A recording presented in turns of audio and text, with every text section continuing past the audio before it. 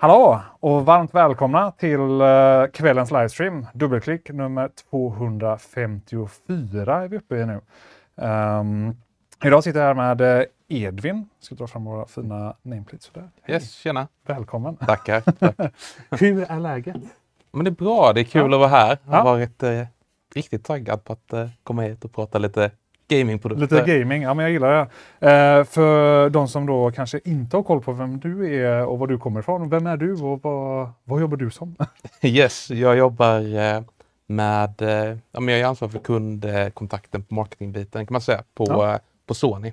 Så att jobba med stora delar av vårt produktsortiment men med fokus på ljud och gaming. Ja. Så att jag har jobbat på Sony i 5 år snart. Så att, hur ser en klassisk arbetsdag ut för dig? Vad är det liksom det kanske man kan säga arbetsvecka då? Ja, men det brukar bli lite planerat av marknadsplaner. Man har lite kontakt med er bland annat. Lite telefonsamtal, lite teamsmöten. Ibland face-to-face-möten. Ute lite i butiker. Och sen så mycket möten, mycket mejl. Så att det är verkligen kontorsråtta som får komma ut ur sitt bo. Så att det är härligt att vara här och göra något annorlunda än bara sitta framför. Ja, men jag köper det verkligen. Alltså to be fair, jag sitter också i extremt mycket möten. Och speciellt nu i den här perioden när det är liksom Black Friday och sådär. Det lär komma en hel del frågor i chatten om det. Vi får se vad som händer. Yes. Någon som skriver, håll ut gubbar, snart är midsommar. det är väl inte ens ett halvår kvar. Jag brukar se det som liksom januari, då är det liksom ungefär ett halvår kvar tills sommaren. Men först ska vi ha lite snö och lite julmusik och annat gött. Exakt. Vad är din take? Julmusik, när kan man börja med? Alltså jag är ju inget fan va? Det är typ efter Lucia. Då kan man börja. Och det kan vara okej att spela på liksom söndagarna på advent. Då kan det vara okej. Men resten kan man skippa tycker jag. Skippa, men intressant. Det är verkligen så högt och lågt. Det brukar vara så, de som har jobbat i butik och sen liksom kör kontor nu på Inet, de brukar ju vara redigt trötta på julmusik. I och med att den slingas ju liksom typ hela december eller vad det är. Men jag är fortfarande så, jag vet inte, jag gillar julmusik. Vad säger du Backman? Är du stort fan av julmusik eller vad? Nej. Vi behöver lösa den mod-camen igen, Backman, kommer jag på nu. Eller den kanske fungerar, du kan testa. Nej. Jag tror det är den fysiska knappen på tangentbordet. Kolla. Nice. Det är så vi gör. Vi testar allt live. Har beställt Inzone in-ears. Jättetaggad. Ja, men kul att höra. Kul. Ska vi bara jump right into it lite? Sony har nog de flesta koll på. Eller vi kan väl göra handuppräckning i chatten. Vilka har koll på Sony? Vilka vet om Sony?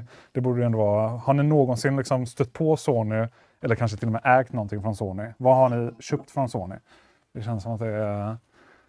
Jag blir så med en gång vad mitt senaste inköp hade varit. Det måste ha varit...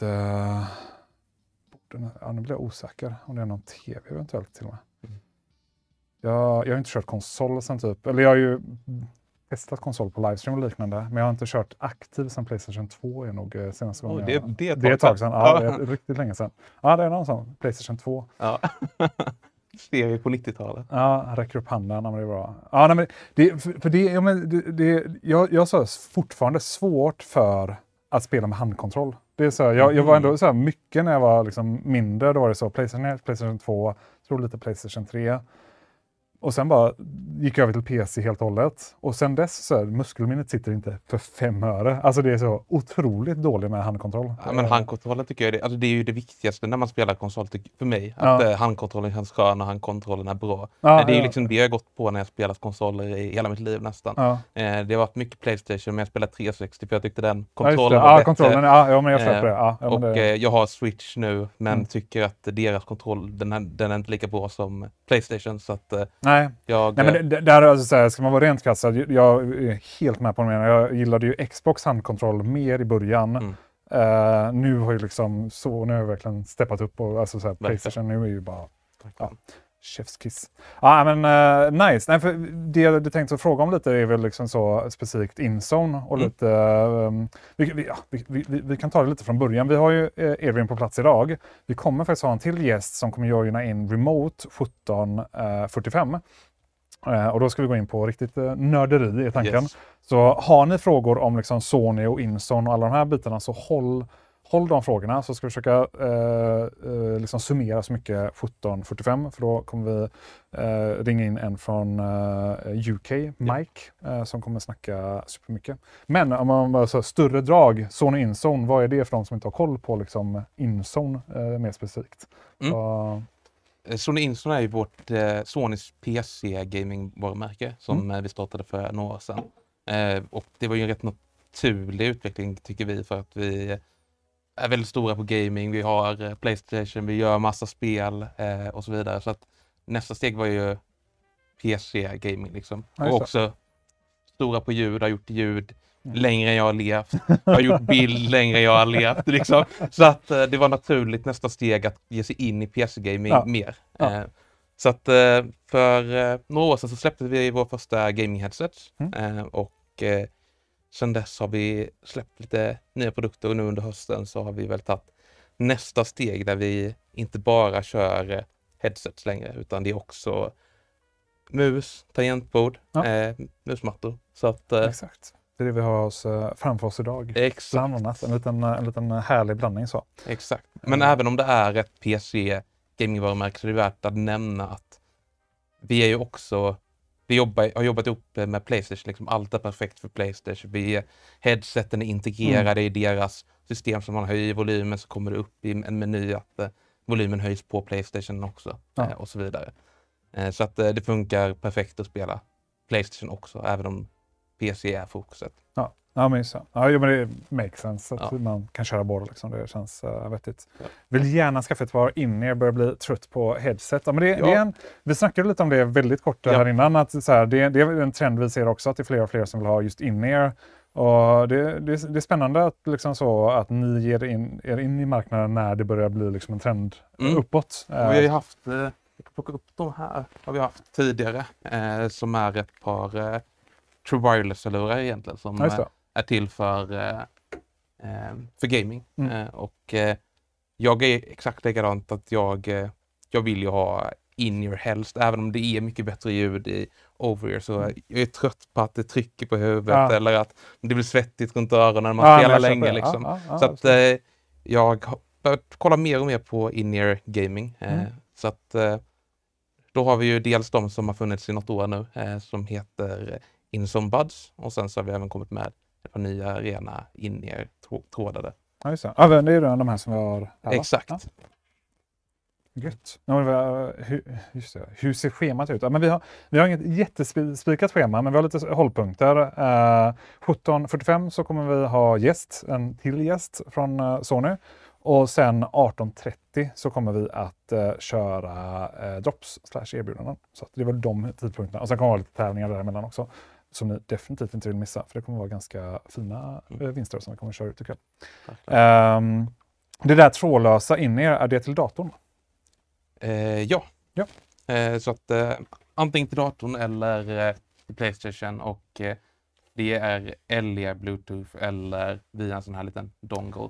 För det var en annan fråga som jag tyckte var lite weird. Det var någon som skrev tidigare typ så, varför inte Bluetooth? Men de har väl Bluetooth? Så att det... Ja, men bara eller Bluetooth har de. De har inte vanliga varianter av Bluetooth, så att det funkar inte på alla. Men den här dongle funkar ju så fort man kan stoppa in USB-C så funkar det. Okej. Ja, men då fattar jag. Då undrar jag. Legit fråga. Yes. Nice. Har Inzone Buds, gillar de starkt. Mycket så. Världens bästa kamera och sådär. Ja, ni har ju ganska mycket produkter, så det kanske dyker upp lite andra frågor också. Men ska jag gå igenom vad vi har, vad vi har just nu, eller vad vi har haft tidigare? Så att då har vi haft ett headset som, detta är vårt budget-headset, heter Inzone H3. Det är ett trådat headset som antingen funkar med 3,5 mm eller så har vi en liten audiobox där man kan stoppa in den 3,5 mm och så blir det USB istället. Och då kan man använda vår Inzone Hub där man kan göra alla inställningar och sånt på hörlurarna. Och vad är det för inställningar? Är det liksom bara så här standard ljud? Equalizer, det beror på vilken modell det är såklart, men equalizer, brusreducering på de som har brusreducering och lite vad man vill ha för vad man vill ha för typ av surround. Man kan stänga av det här virtuella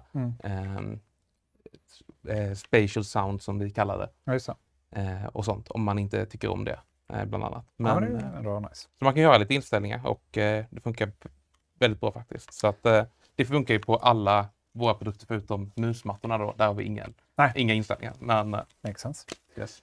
Creep Snips, skriv gärna frågan igen så kan vi försöka ta dem. Vi ska dra igenom produkter här, så ska jag försöka komma ihåg alla frågorna. Yes. Sen har vi Inzone H5 som är vår midrange headset. Den är trådlös, funkar med en dongle. Det funkar också att man kan sätta i en 3,5 mm sladd och köra trådat ifall man vill det. Ja. Min personliga favorit för att den är väldigt lätt, väldigt skön. Sköna syntetiska öronkuddar. Vilket jag gillar. Finns i svart och vit. Och det var väl det som är det gamla som lever kvar nu. Och sen så har vi det nya. Så att det nya headset kommer Mike gå igenom mycket mer detaljerat det senare. Men det är ju det här headsetet då som heter Inzone H9 Mark 2. Så att vi har haft H9 tidigare. Och det är lite designförändringar. Mycket skönare att ta på sig tycker jag. Lite lättare. Det här headbandet är verkligen perfekt och anpassar sig direkt när man sätter på det efter huvudet. Vilket är väldigt skönt. Och också en borttagbar mick. Och en stor mickuppgradering i övrigt. Men Mike kommer gå in på det mycket mer. Mike. Yes. De är isolerade ändå ganska mycket för att vara... Verkligen. Och sen så har de ju brusreducering också på det. Okay. Ja. Så att om man inte vill höra någonting så går det. Det går. Stänga ut allt ljud. Yes. Nice. Och sen snabbt kan jag bara visa att keyboard börjar vi med. Ett 75% storlek. Så att aluminiumram. Men som jag sa innan, Mike kommer prata mer om detta också. Ja. Och så lanserar vi även en mus. Ja. Och tangentbordet ska sägas, just nu är det US-layout. Yes. Och nästa kvartal kommer ett svenskt eller ett nordiskt layout. Just det. En superviktig funktion jag tycker alla in-ear ska ha är att de ska fungera individuellt. Har Sony lurar för detta? Alla Sonys in-ear-hörlurar, alltså om man pratar Bluetooth-hörlurar, funkar individuellt. Okay. Och har gjort så de senaste 3-4 åren åtminstone. Men okej, så vad är poängen att bara ha LE som väldigt få Bluetooth-enheter stödjer? Det kanske inte finns någon... Det är bara en kostnadsfråga. Vi kan fråga Mike. Ja, men det är bra. Det kan vi göra. Det är faktiskt en bra fråga. Ja. Backman, kan inte du skriva ner det i sådana frågor i ett notepad? Och sen så kan du bara dra över den så kan vi ställa de frågorna till Mike när han kommer. Tack. Nice, ska se här. Tilläggsfråga. Dongen till Inzone jobbar med rätt Bluetooth och där försvann frågan. Okay, det är sånt 2,4 GHz koppling man på. Så att ingen Bluetooth på det sättet. Nej, men exakt. Gött. Ja, så det är produkterna och sen musmattorna också. Exakt. Och det är väl ett par saker som ändå sticker ut liksom med Inzone-produkterna. Det är ju att ni har då haft det här samarbetet med Fnatic, om jag förstått det hela rätt. Exakt, så att det började vi egentligen med för ett par år sedan. Jag tror det var när vi släppte dessa kanske. Ja. Men den här generationen så har vi verkligen samarbetat tajt med dem under hela produktskapandet egentligen. Ja. Så att det känns väldigt kul att vi har fått deras OK på att vi har bra produkter och att det är produkter de vill använda. Träning, turneringar och så vidare. Ja, så att det var liksom ett samarbete för att kunna utveckla eller ta in deras produktkunskaper helt enkelt. Ja, men spännande. Och utöver de produkterna som finns här så har vi även monitorer. Så att framförallt våran MTS som är en OLED-monitor som är väldigt bra och APX Legends kör den bland annat som deras officiella turneringsmonitor. Ja, okej. Så att det finns ju också utöver det som finns här. Ja, Inzone-line-upen. Exakt. Är det bara Sony Inzone drops då? Ja, det stämmer. Och det kommer vara 18:30 i vanlig ordning. Så att det är bara att invänta tills dess helt enkelt. Jag kan kika, eller jag är ganska säker på att det bara är Inzone drops idag. Det borde det vara i alla fall. Vad var det jag tänkte på? Jace, välkommen. Ja, schema är 17:45 så kommer vi ha en till gäst, Mike från UK, som kommer joina in remote. Då kommer ni kunna ställa alla supertekniska detaljer till honom. Och sen kommer vi att 18:30 köra drops/erbjudanden och sen under kvällen så kommer vi köra lite. Vi kan ju rent krasst dra igång första tävlingen redan nu. Ja. Så att det gör vi och nu har jag redan glömt av vilken ordning jag satte produkterna. Jag tror du satte E9 först. Ja, visst var det. Ja. Det tror jag att du har bättre minne än vad jag har. Exakt, så Sony E9 kör vi som första tävling då. Så det är de innertrådade varianterna. Ja. Exakt. Så det blir första tävlingen. Ja, det är en fråga jag också har 7:30 hos mig. Så vad är det som gör att Inzone Mat F ligger så högt i pris? Vad är det som gör så mycket bättre gentemot liknande musmattor? Superbra fråga och det var också någonting jag frågade. Har du någon slags TLD eller ska vi vänta tills Mike? Alltså, det är ju materialfrågor och hur tjocka de är och så. Men Mike kan förklara det på ett sätt så att det låter bra. Jag kan kanske förstå men inte förklara. Nej, jag fattar. Nej, men så som jag ändå försökte så här, det ena grejen är ju liksom att det är annan. Har du det demo så vi kan visa upp? Nu har den här varit på events och sådär så den har lite skavanker eller på att säga, men det var den var lite skrynklig så. Men det är, för det första är det ett annat material. Det ser man kanske lite mer här på undersidan. Den är det är så jäkla svårt att liksom, men den är tjockare och det är alltså en vanlig tygmusmatta, säger vår musmatta till exempel, den är dels liksom, som ett lager tunnare. Här har du olika lager, den är lite mer tjockare, sen det är ändå lite godare på handen. Och sen är det väl liksom flowet på själva tygdelen då. Exakt, och även sömmen på sidan. Den skiljer sig också. Ja. Så det är väl de delarna framförallt. Sen får väl Mike svara på mer ingående än så vad skillnaden är. Jäkla bra glid här. Det är sådana superglide-glas där. Dubbelt upp. Ja, verkligen. Så. Fnatic certifiering också, exakt. Den är viktig. Yes. Sen, som alltid, det är liksom, alltså så här, för min del, alltså så här, det är inte en produkt för mig, utan det är kanske mer mot e-sporthållet. Absolut. Så att, det är väl det man ska ha i åtanke också. Kan ni berätta lite mer om Sony E9? Det kan vi absolut göra. Berätta allt. Berätta allt. Allt du kan. Allt jag kan. Yes. Men detta är ett par liksom in-ear framtagna mot... Alltså vi har ju tänkt på proffs när vi tagit fram den här egentligen. Ja. För att man ska kunna ha den under headsetet helt enkelt och spela på turneringar med dessa. Ja. Så att det var väl något som Fnatic vill ha.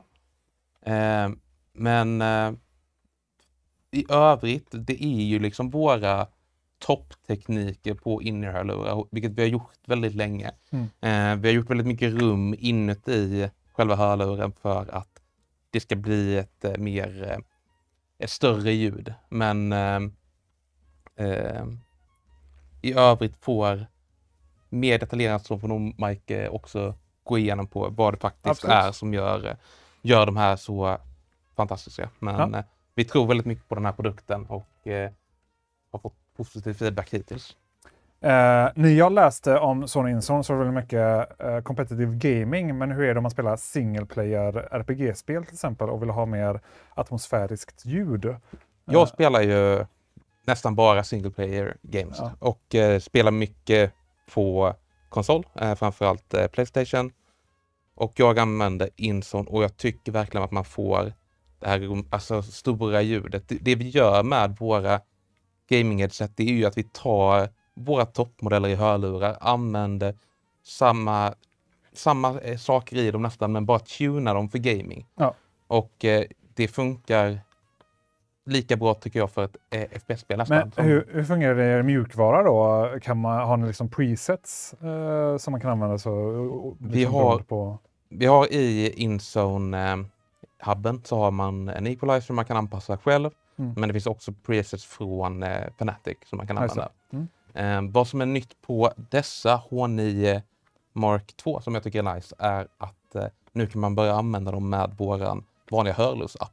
Så att man har ett par Sony-hörlurar och har Sound Connect-appen så kan man använda den till de här nu också. Så att man behöver inte ha en PC för att kunna göra alla de här inställningarna. Utan det går att göra direkt i den appen istället. Okej. Det är ju sen trevligt. Det var någon som frågade lite snabbt om ljudet och det är definitivt, jag skulle säga liksom generellt sett custom-hållet som alltid. Spacen är lite ihålig möjligtvis så den hade man kanske velat modda lite ytterligare. Det var håleffektbrytare va? Det är magnetiska... Ja, exakt. Ja, så håleffekt. Så att, god känsla.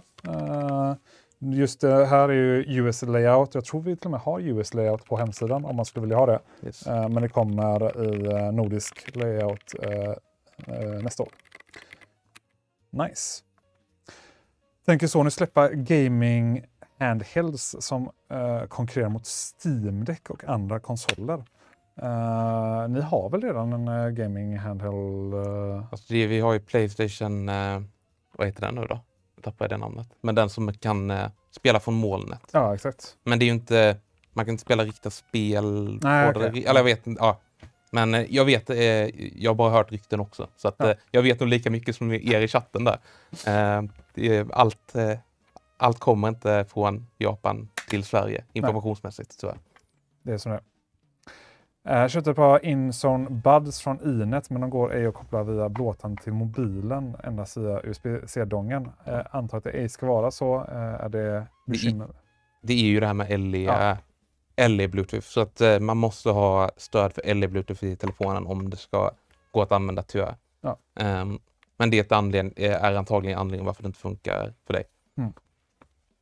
Jag har aldrig tänkt på det innan så. Sen har jag kört så jättemycket med just in-ear gaming-lurar så att jag inte vet kanske någonting jag har stött på innan.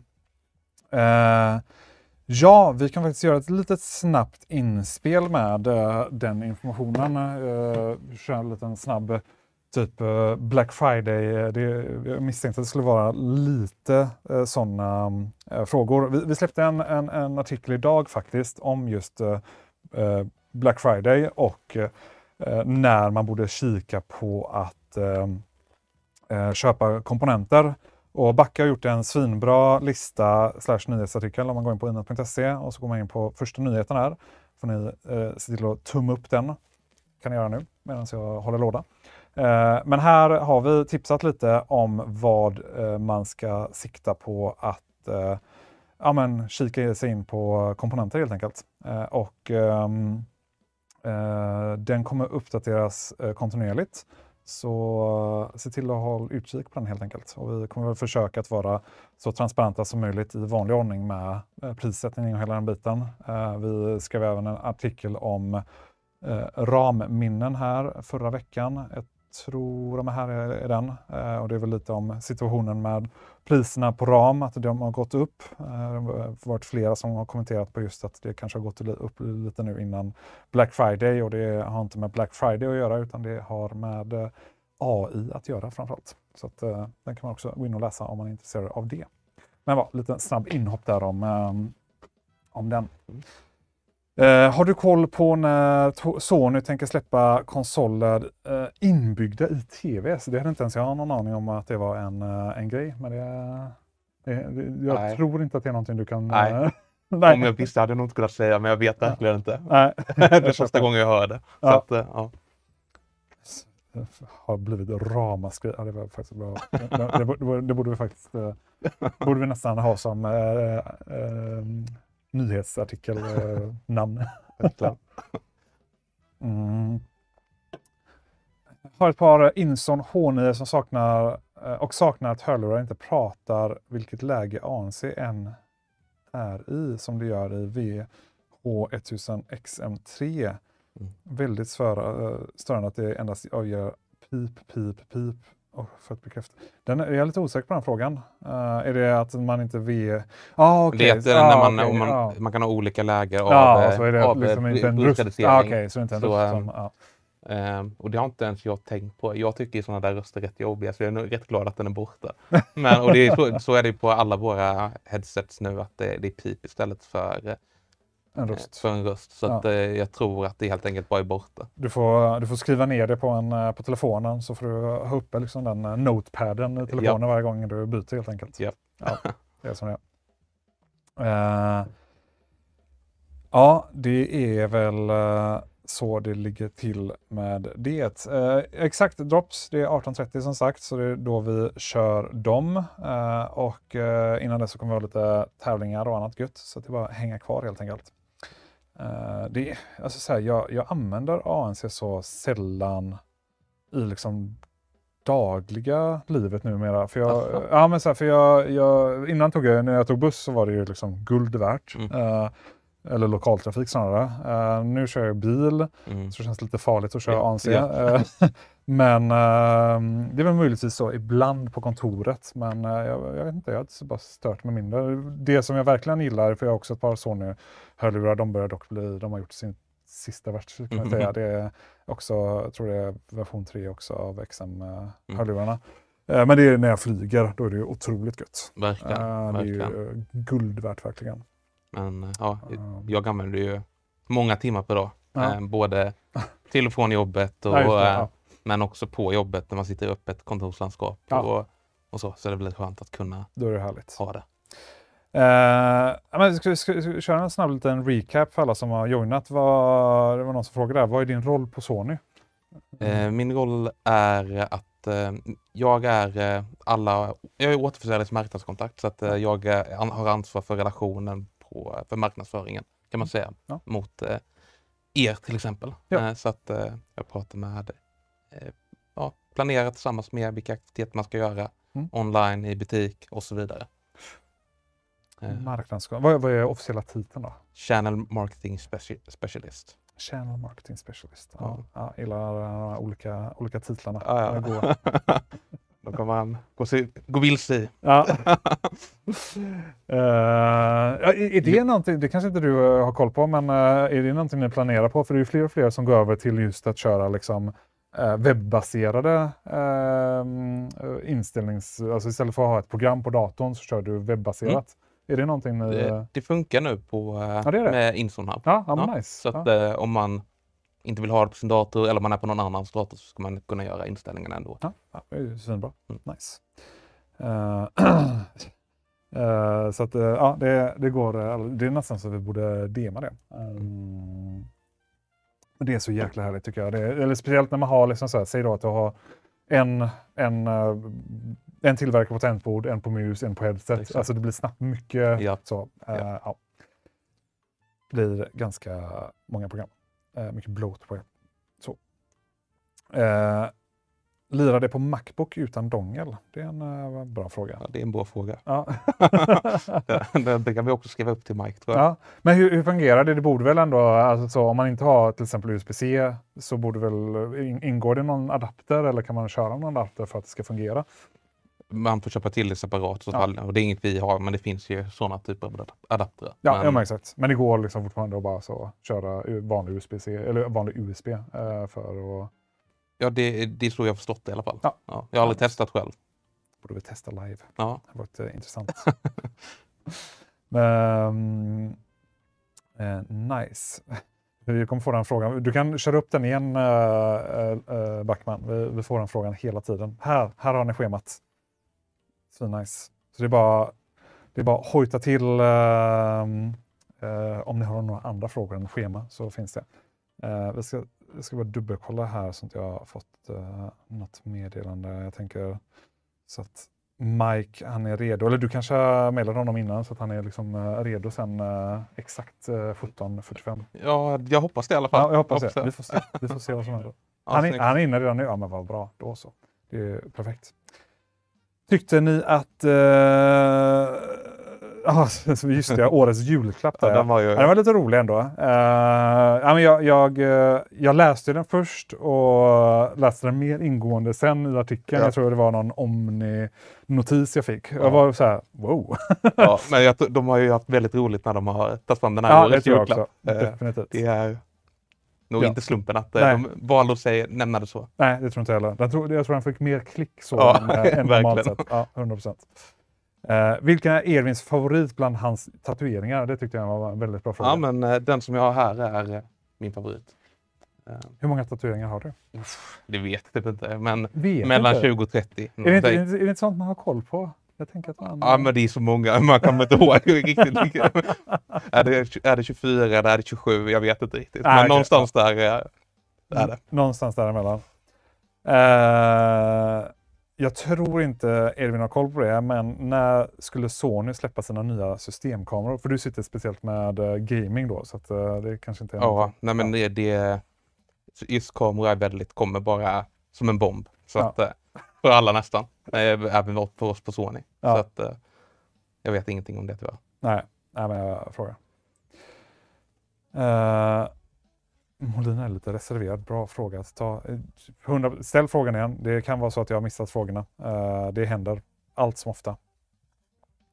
Vet du om ni har någon Sony som jobbar på Sony? Det är lite roligt. Nej, det är ingen jag känner. Men vi är ju ett gäng som jobbar. Hur många är ni i Stockholm? I Stockholm är vi inte jättemånga. Där är vi väl 20 personer kanske på mitt kontor. Sen har vi ju Sony Music som är några hundra och Pictures har ett gäng här i Sverige också. Ja. Sen har vi ett stort kontor i Lund också som jobbar mer med utveckling och gör mjukvaror och den typen av saker. Just och där är de ännu fler. Ja, jag har en gammal polare som jobbar. Ja, Edvin, vi har en återkommande fråga. Det är typ så, gillar du krögarpytt eller oxpytt? Och är du singel? Just det. Ja, men jag är singel. Ja, vad bra. Jag har fått den liksom ur vägen. Jag glömmer alltid av, vet du vad skillnaden mellan oxpytt och vanlig pyttipanna är? Eller är det oxpytt? Fan, vad är frågan ens, chatten? Ni får ställa den igen. Jag glömmer alltid av. Är det oxpytt?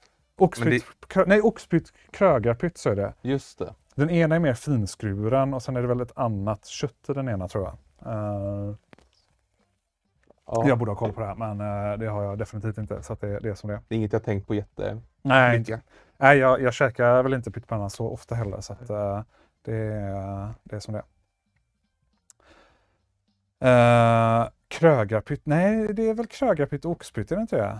Oxpytt har större lökbitar. Ja, det kanske är något sådär. Jag har väldigt dålig koll på det. Ja. Krögarpytten är finskuren. Ja, men så är det nog. Ja. Alltså. Att man fick en lektion i pyttipanna ikväll, det trodde jag inte. Nej, men jag har lärt mig något nytt. Ja, det är... jag tror inte det är någonting Edvin kan svara på om vad Sony tycker om att GTA blev bytt, tyvärr. Men vad tycker du personligen om att GTA blev framflyttat? Det var ju tråkigt såklart. Alltså, nu är det andra framflyttningen. Så att, det blir ju nästan ett år totalt som de har flyttat fram det nu. Jag känner så här, det är lite same old. Ja. Jag känner att hypen börjar inte komma förrän liksom man är en månad. Alltså, så här, det är väl då man börjar känna av det. Innan dess så är det lite så, det var så pass långt framöver att jag inte riktigt hade liksom, börjat så. Nej, men där är jag nog också. Ja. Skillnaden mellan oxpytt och krögarpytt ligger främst i ingredienserna, där oxpytt traditionellt baserat på nötkött medan krögarpytt ofta innehåller en bland. Okej. Ja, det har varit så många olika förklaringar på den här frågan. Jag vet inte, jag kommer inte exakt ihåg vem var som började med den frågan, men jag tror det var Divan som är kock, eller som var kock, jag är lite osäker. Ja, skitsamma. Men så fick vi den frågan och så drogs den upp i chatten och sen har den bara så varit en återkommande fråga. Och jag tror det känns som att det är alltid olika. Antingen är det typ så här, det är lite mer finskuret, det är en annan typ av kött. Det var så här, vi vet aldrig. Men om Mike är redo, Backman, har vi något sätt att kommunicera med honom via? Det har vi inte. Ja, det har en chatt. Ja, men ja, okej, men du kan ju kika läget med honom om han vill börja lite tidigare. Så kan vi ju liksom dra igång redan nu, om han redan är här. Jag tänker det är onödigt att han sitter och väntar. Känns lite elakt. Vad gjorde frugan med barn inplanerat för GTA 6-release så man kunde ta föräldraledigt? Ja, jo, då är det lite jobbigare. Ja, herregud. När jag jobbade på Sony i Lund så fick vi förbeställa PS4 innan den kom till Sverige. Vi fick konsolerna till och med innan de kom ut. Det var tidigare. Ja, det kan jag tänka mig. Det är fan VIP ändå. Yep. Varför går det inte att byta öronmuffar eller headband på Inzone H9? Är ju ett par premiumhörlurar för 3000, så när de gick sönder så får man köpa nytt istället för att byta dessa slitdelar.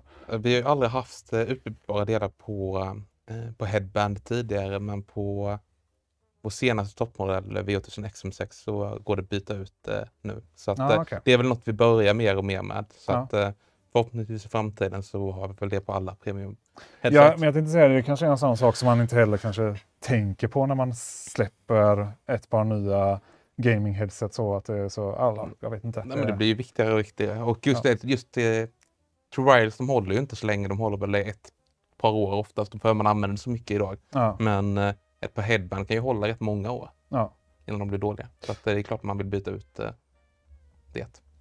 Ja, men så är det. Sneak peek på alla rabatter, det kommer så småningom. Ni får vänta lite till innan vi avslöjar det. Så. Men, nej, men det är klart, det brukar bli en sån liksom, grej mer och mer där folk vill liksom ha möjligheten till att byta ut. Sen om det är liksom för att slita ut eller om det är liksom, men just med materialval, så kan det vara att man inte gillar materialvalet på öronkuddarna till exempel. Men för min del, jag vet inte, jag har aldrig varit så känslig. Jag har kört på det mesta. Det är väl typ under sommaren ibland som man kanske inte vill ha PU-läder för att det är så, då blir det så jäkla varmt liksom. Men ja, det är så. Okej, men vi väntar. Det är all good. Det var bara mest inte om han kände att han ville join in tidigare, så finns det möjlighet för det. Så är det imorgon klockan 10 som ni drar officiellt igång Black Friday-kampanjen. Ja, det stämmer. Vi har som sagt vi har faktiskt en väldigt bra FAQ-sida på vår hemsida där man kan läsa lite mera om när vi drar igång och hur det kommer fungera. Men summa summarum imorgon drar vi igång och vi kommer att fylla på varje vardag. Det kommer nog vara lite under helgen också. Men primärt varje vardag så kommer vi fylla på med nya produkter. Och vi kommer ha en sån sida också som heter nya produkter som man kan klicka in på. Och då får du upp alla produkter som varit tillagda senaste 24 timmarna på en vardag. Och sen lite andra hålltider under Black Friday.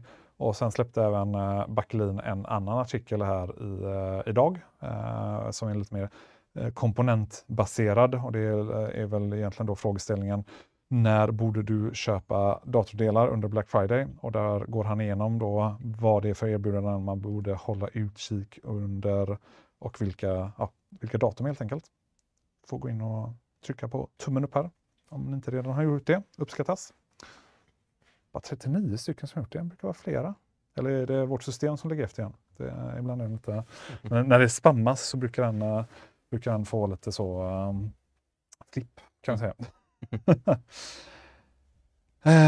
Just det, jag läste det igår men jag har redan förträngt det. Ja, det är lugnt. Det är mycket...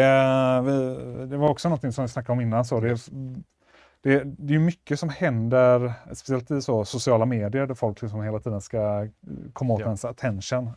Svårt att komma ihåg helt enkelt. Verkligen. En Sony-fråga. Vad kan man göra för att ens VH1000XM5 ska sitta skönare? Bygeln känns som att den trycker i huvudet. Ja, om du har ett svar på det så får du gärna skicka det till mig också. Men jag har generellt problem med headband. Det är mitt största problem med headband, att jag efter 1-2 timmar får ont här uppe. Ja, vad jag brukar göra är bara skifta lite fram och tillbaka. Det är inte en perfekt lösning, men det fungerar. Ja. Tillfälligt. Ja. Det är ändå... jag har ändå relativt stort huvud, men jag har nog aldrig... Det är få gånger som det har varit ett problem. Jag vet att jag hade ett par gamla Sennheiser gaming-hörlurar då. Och de satt tight så in i helvete. Men det var typ så här, jag får bara stå ut med det tills det börjar släppa liksom. Men de här spontant, så de här var ju ändå... Verkligen. Jag har inte köpt dem än, men jag kommer nog införskaffa dem för att de sitter väldigt skönt på huvudet och det är inte mycket tryck uppe på. Ja, men så här, dels sitter de jävligt skönt, men sen är det blir liksom inte ens det problemet för att de sitter så pass lätt.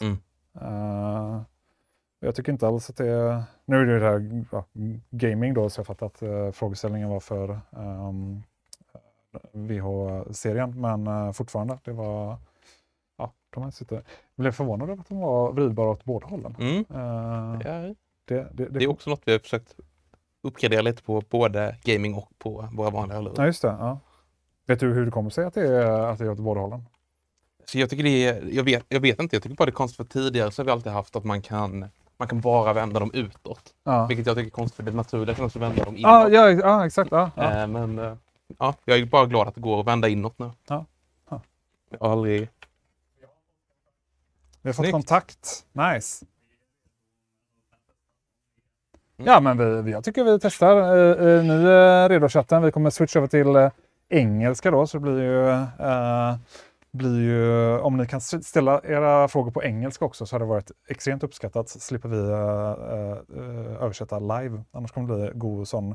Det blir alltid sån tankevurpa när vi switchar över från... När man börjar snacka engelska och så... chatten fortfarande kvar på svenska och så blir det bara så här. Vi får se hur det går. Swinglish, exakt. Det är det bästa. Men jag tycker vi testar Backman. Ja, men gör det. Absolut.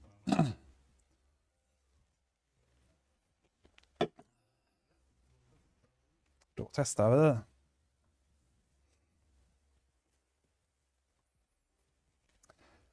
Hello, Mike. Hey, Mike. Do you hear us? Hi guys, how you doing? Can you hear me? Yeah, we can hear you perfectly fine. Let's see if the chat can hear you as well, and then we'll move forward. So. Hello, yeah, it seems to be working. Hello, Mike. Okay, How are you great. doing? Hi.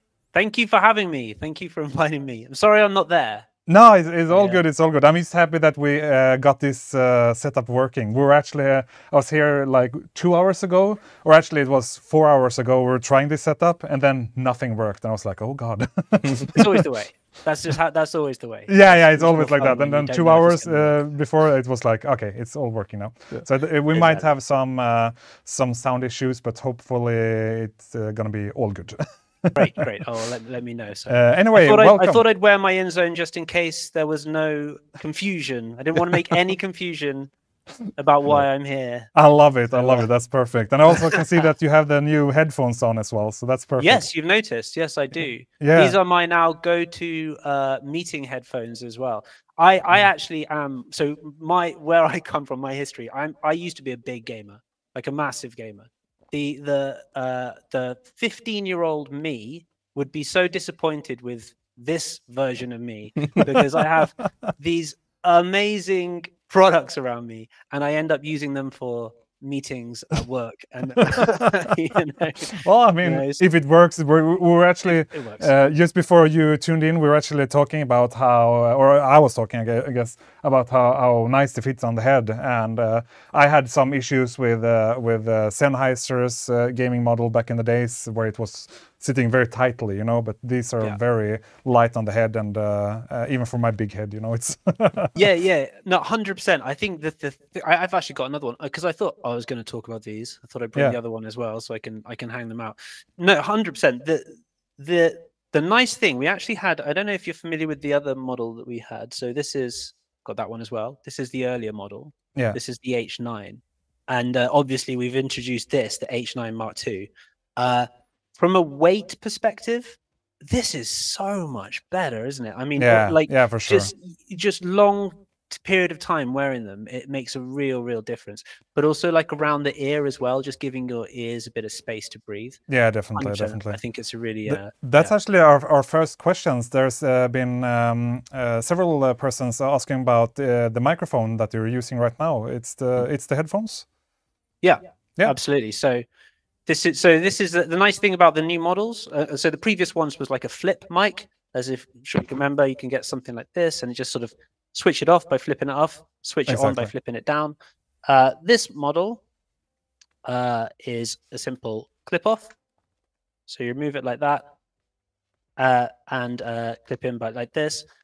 So really easy if you don't want it, but also now the thing that makes a bit of a difference is the mute button for the mic is on the back. Right. Now, actually, that is a specific direction from Fanatic. We work with Fanatic to develop these products, and there's a number of different things they spoke to us about on the previous models and what they wanted to see improved, and that was one of them. Another one, just while we're on mic. Obviously, it's you can position it wherever you want it, like this. But you can see it's got a very obvious direction. Yeah, exactly. That's on purpose. It could just be like a little pencil type mic at the end, but then it's not so obvious, right? No, exactly. This is all about you angle it as you know. I won't touch this mic because it'll make noise. You angle it exactly to where your mouth is. This is about the perfect voice pickup. It's a very no. I have to say, is it really? I mean, we're doing it through a TV right now, getting the audio, but I have to say the audio is really good from the microphone. I'm impressed. It doesn't sound like the usual gaming headset, Great. Yeah, great. It should be. That was a massive focus about the quality of that, the type of mic that we use, the what's it called, the not wind guard, the soft bit on the end. Exactly. Yeah. All of that kind of thing, really important. But obviously, I think a lot of this feedback came from Fanatic as well. These guys, because the previous model, the H9, this is a really high quality headset. I'm actually a massive fan of this. I love it. The only issue is this is basically, it's purely Sony. This was us creating it from our let's be honest, massive experience of like gaming and music and everything like that, but it was kind of missing that that gamer ingredient, the person to actually go, yes, that does look cool, but it's actually not what we want. We want this, and that's where these are a bit different. That's really interesting feedback, because I've always actually appreciated, for example, the flip to mute. That's been like my preferred choice, like for microphone, because I always, I can't find the correct button, and it's always gonna. I guess it's easier on this one when the button is not even like connected or close to any other buttons, then it's gonna be easier. I know I had the issue. I can't remember which headset it was, but there was a similar headset that also had like a button for muting. The problem was it was next to the power button. Probably the Logitech actually, and I always did it wrong, and then I ended up turning off the headset, and it was just like a my question would be like, was that something Fanatic wanted? Like they wanted the physical button, and was there like an explanation for that? And very exactly that. Very specifically, they wanted a physical button, but actually what you've just said a second ago is spot on. There's no confusing it. There is the way you put your hand up here, and so people can see what I'm talking about. Can you see it? Well, maybe not. It looks a bit white. Yeah, but it's here. So your finger goes up. There's only one button. There's nothing else around it at all. And it's rather big as well. It's very big, and just do that, and it's super easy. The other nice thing is that if you watch my mic, it gets red. The light comes on as well, so actually you can visually see that your mic has been switched off. It's little points like that make a real difference. And it does make a difference, or at least for me. I don't know, maybe I'm just stupid or something, but it's actually like several times it is the Logitech headset for sure, and I think they do have the red light actually. I can't remember, but that was always something that I had troubles with, because I was so used to flip on mute. So when I tried those for a couple of months, I was always having such a hard time to, you want to mute or whatever, something going on. So that's actually really nice. But it makes sense, and the big button as well. It also also makes a difference. Just like finding it, small details matters. Small details, yeah, absolutely. I mean, the other one is of course like which buttons are you going to are you likely to use while you're gaming? In other words, while generally speaking, your right hand is on the mic. You know, so that's why actually what you find is quite sort of weighted to a lot of the buttons over the left hand side. So you one hand is still on the mic, the other hand can go up and make the change. Again, little details that teams like Fnatic are able to really iron out and make sure that it doesn't interrupt your gaming performance as best as possible. So yeah, that's nice. All right, so we actually have had a lot of questions. I'm not sure. Do you want to introduce more stuff from your end? I mean, however you want to do it. I mean, I've got a little run of products in front of me. I haven't got the monitor. I can't pull out a monitor, unfortunately. But that's going to be a hard one for sure. Pull it from I guess we can do some questions. Sure. I mean, one of the questions, what model was that? It's the H9 version 2 that we're talking about right now. Another question that we got was for the in-ears, the true wireless, and why the Bluetooth is only LE and not for like what was the decision behind that? In terms of that, why was it like that? I'm sorry, I couldn't really say, to be honest. That is Bluetooth LE is obviously a really fantastic low latency technology. The classic Bluetooth is typically latency filled. You don't have that lightning fast experience. So with the buds, it was all about, can you have a low latency wireless gaming experience? And there were two options. It was with the wireless dongle or with Bluetooth LE audio. Would it be nice to have classic Bluetooth? That would be a nice other feature. But really, it was all about low latency performance with the Inzone buds. So we were sticking to LE and the 2.4 gigahertz connection. I guess that makes sense, that you want to really make it gaming focused. So exactly, it's gaming focused. Exactly.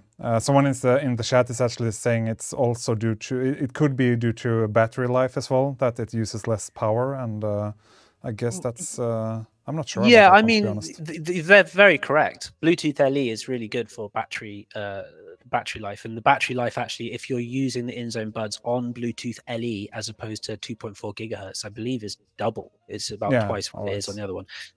But actually, I mean, that wouldn't necessarily be the exact only reason. I think it was more kind of leaning towards the latency issue. But they're correct to say Bluetooth LE does have a much better battery life. Yeah, exactly. Someone was asking about the noise cancellation in, I guess, the H9 version 2 and how good it is. Could you give a quick run through on the technology and how it works? It's how good it is a bit hard to say. Obviously, you have to try it, but basically you've got a number of different microphones. So on these heads, on these ones you'll have microphones on the outside, microphone on the inside. The ones on the outside are called feedback mics, and on the inside they're called feed forward mics. What it does is it collects the ambient sound from around you, which I think most people know using those external microphones, picks up that external noise, but also the internal ones is super important. That the noise that gathers inside your ear cup is really noticeable. If you're not sure what I'm talking about, try putting on any non-noise cancelling headset and listen to the noise that you get inside, the muffled sound. It's different. It's very, very different sort of sound that you get.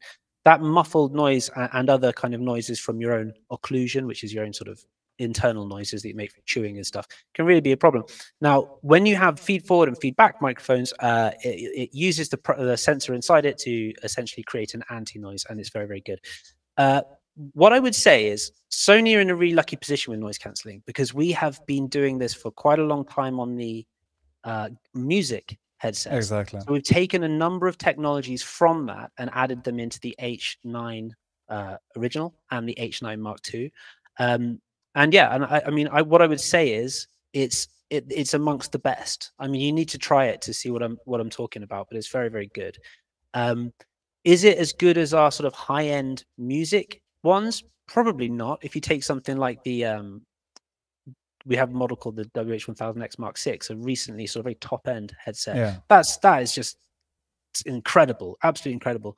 But these are very, very powerful, and they're really leaning towards gaming. So I mean, if you're in a tournament, you know, and there's lots of people around you, and there's all sort of chaos, people shouting and stuff. Yeah. They're very, very good for that. But what I'd also say is they're good for the ambient sound, so the other side. So you can flick a button and you can switch on a transparent sound, as some people call it. So you can just hear, if you're using them at home, maybe you need to keep listening for the door, or you need to hear your housemate shouting out for you or something like that. You can just switch that one on as well.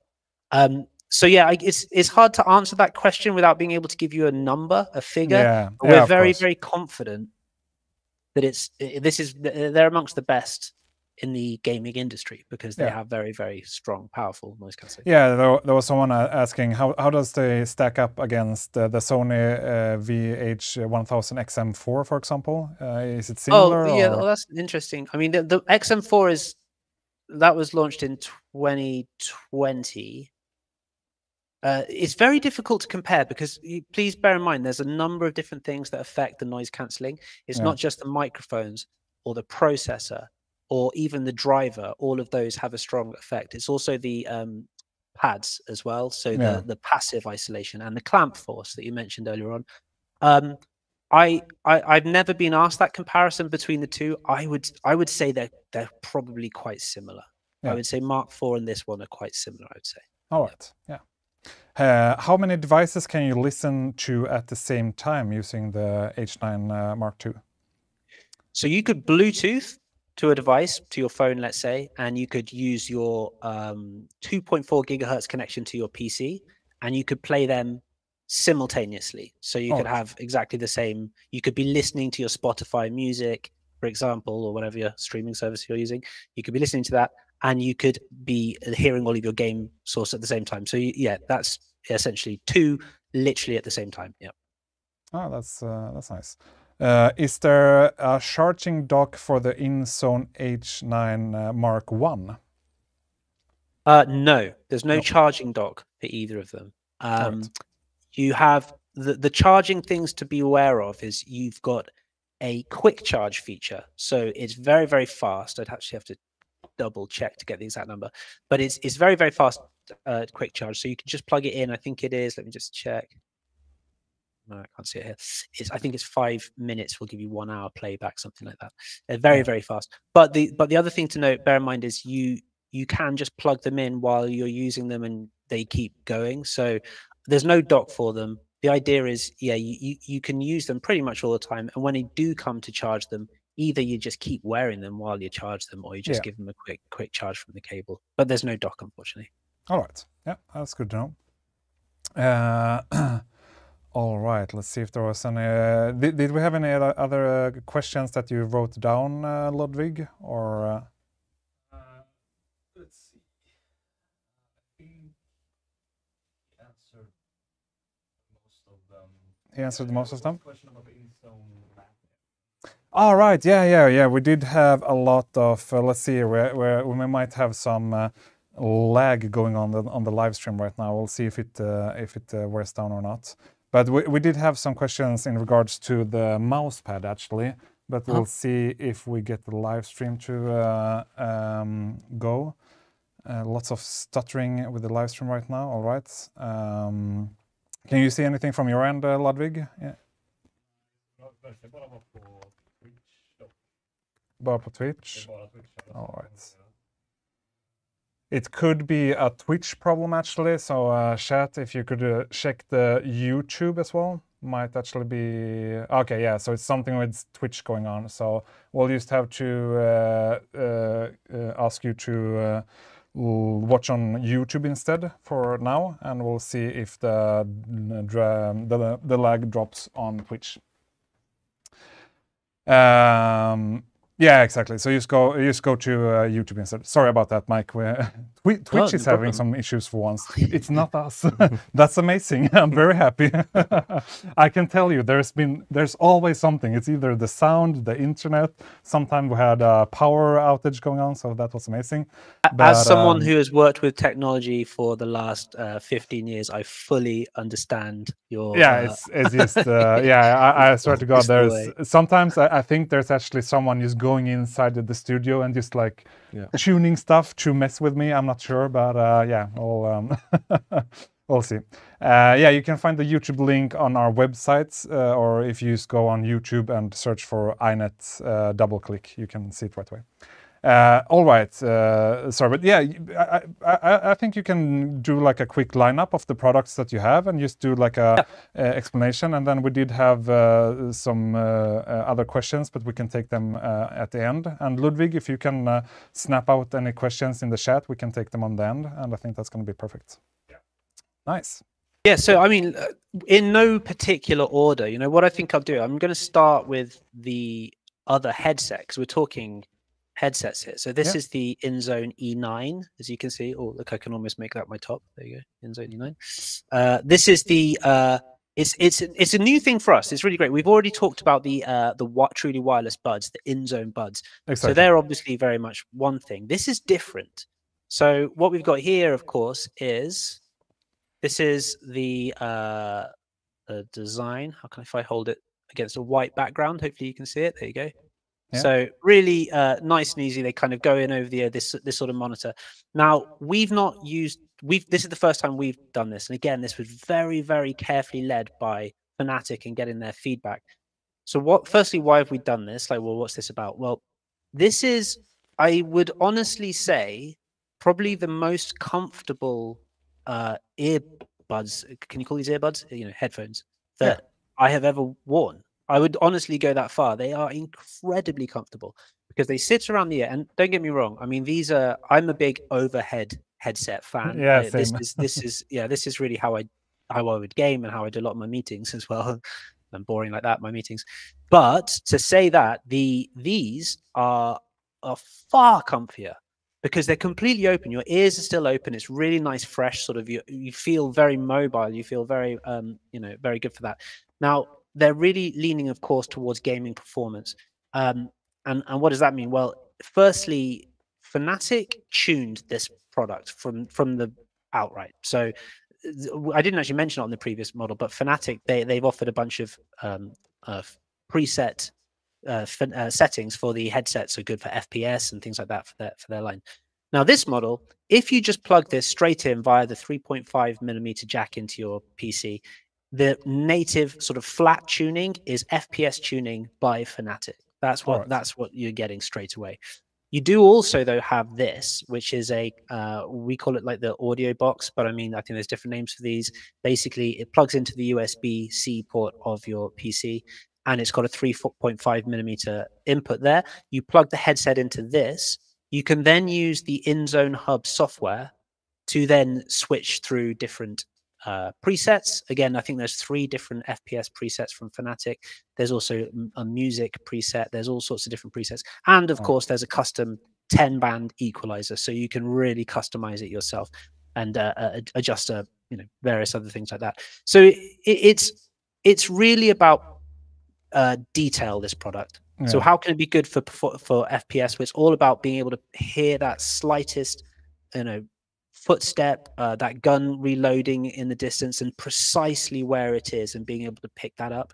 That's really what this product is all about. So is the sound box, is it like an amplifier as well, or is it just purely not so much an amplifier? It's a bit more like a DAC, like a digital analog converter. Okay.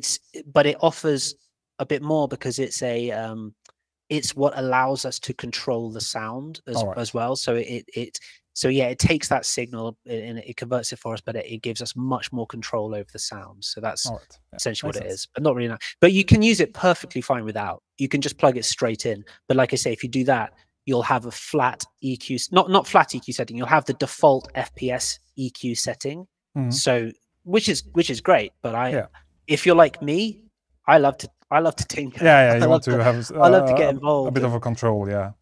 A bit more control. See what you can do with it as well, even if my own EQ. And does that change on the on the in-ear, or is it like if you, for example, if I use the sound box and then I remove the sound box, will it default back to the standard settings, or how will it work? No, in this case, this would default back. Okay, yeah. You need the sound box for that. That's a very good question though, because actually, if you take, for example, the H9 headset, H9 II, you can set the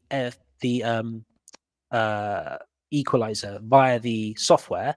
Yeah. But then let's say you wanted to use, because these don't get me wrong, these are PC, these are designed for PC gaming, but they work brilliantly with something like a PlayStation. So if you wanted to, you set your EQ via your PC and you wanted to then use them on your PlayStation, it would carry the EQ across in that headset. So it's quite convenient like that. Yeah. All right. Yeah. Makes sense. Yeah. So that's that one. Comes in a nice little case. Any questions on that one? I don't know if there's. I tried to pick up all the questions. I guess we can take them to the end as well if there's anything that we missed. No problem. I'll just crack on. Yeah. Let me show you this. Ta-da. Want to talk about this? The mouse. All right. mouse Yeah, the A. mouse. We actually have it. So this. Yeah. Have you got one there? Yeah, exactly. One right there. Great. Oh, maybe you'll be able to back me up on this one when I say the thing. The first thing about the mouse that I noticed was the weight. It's just incredibly light. So this is actually 48.4 grams. Now, we worked again, of course, with Fnatic. And the interesting thing, so just let me tell you a couple about things about the development of this mouse. The Fnatic, we could have made it lighter, and that astonishes me. We could have actually made it light, because to me this feels like it's a shell. For sure. Yeah, it feels like a incredible pre-production design sample, and the real one's going to come later with twice the weight. But no, this is it. But the point is, we could have made it lighter. So it was a big discussion with the Fnatic team about what is the perfect weight for a gaming mouse. You know, you can imagine if it's super light, it's too light. You know, you need a bit of something. You need a bit of something to be able to give you some control. Otherwise, your hands just, flying all over the place. So there's a little bit of weight, but it's really that balance. And this was a really interesting point. I've seen lots of feedback from the Fnatic guys about what their ideal weight is. It's very clear if a mouse is too heavy, that's a big no. You really want to avoid a really heavy mouse, but like I say, it's also not making it too light. So that's a kind of interesting development. In terms of the shape, the ergonomic shape, it's really quite simple. I mean, you can see you've got your buttons down this side with your thumb and your buttons like this and the scroll wheel. It's really simple, but it's designed like this very much on purpose. Very kind of functional, ergonomic design that gives you an advantage. It's about being able. It's all about performance. That was it with the Fnatic guys. It's like, we just want the products to be the best possible for performance. So there's no kind of like super flashy other things, on the mouse to kind of glow. No, exactly. It's very straightforward FPS sort of mouse. Exactly. And that's something that we see right now. And it's funny that you mentioned the weight. I mean, that's something we had a discussion 2 live streams ago. We had another brand here, and it's definitely a preference choice. Like some do prefer a little bit of weight, and some prefer super light.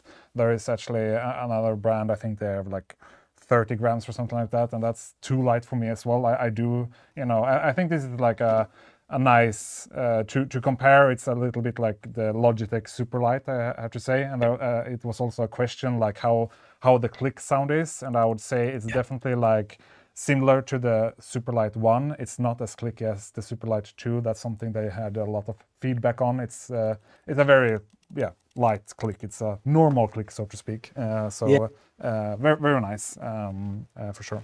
And I mean, and in terms of the other, spec, I mean, things like, of course, 8,000 hertz polling rate. If you want to use that, good battery life. Was it 30k DPI? It's a really cool mouse.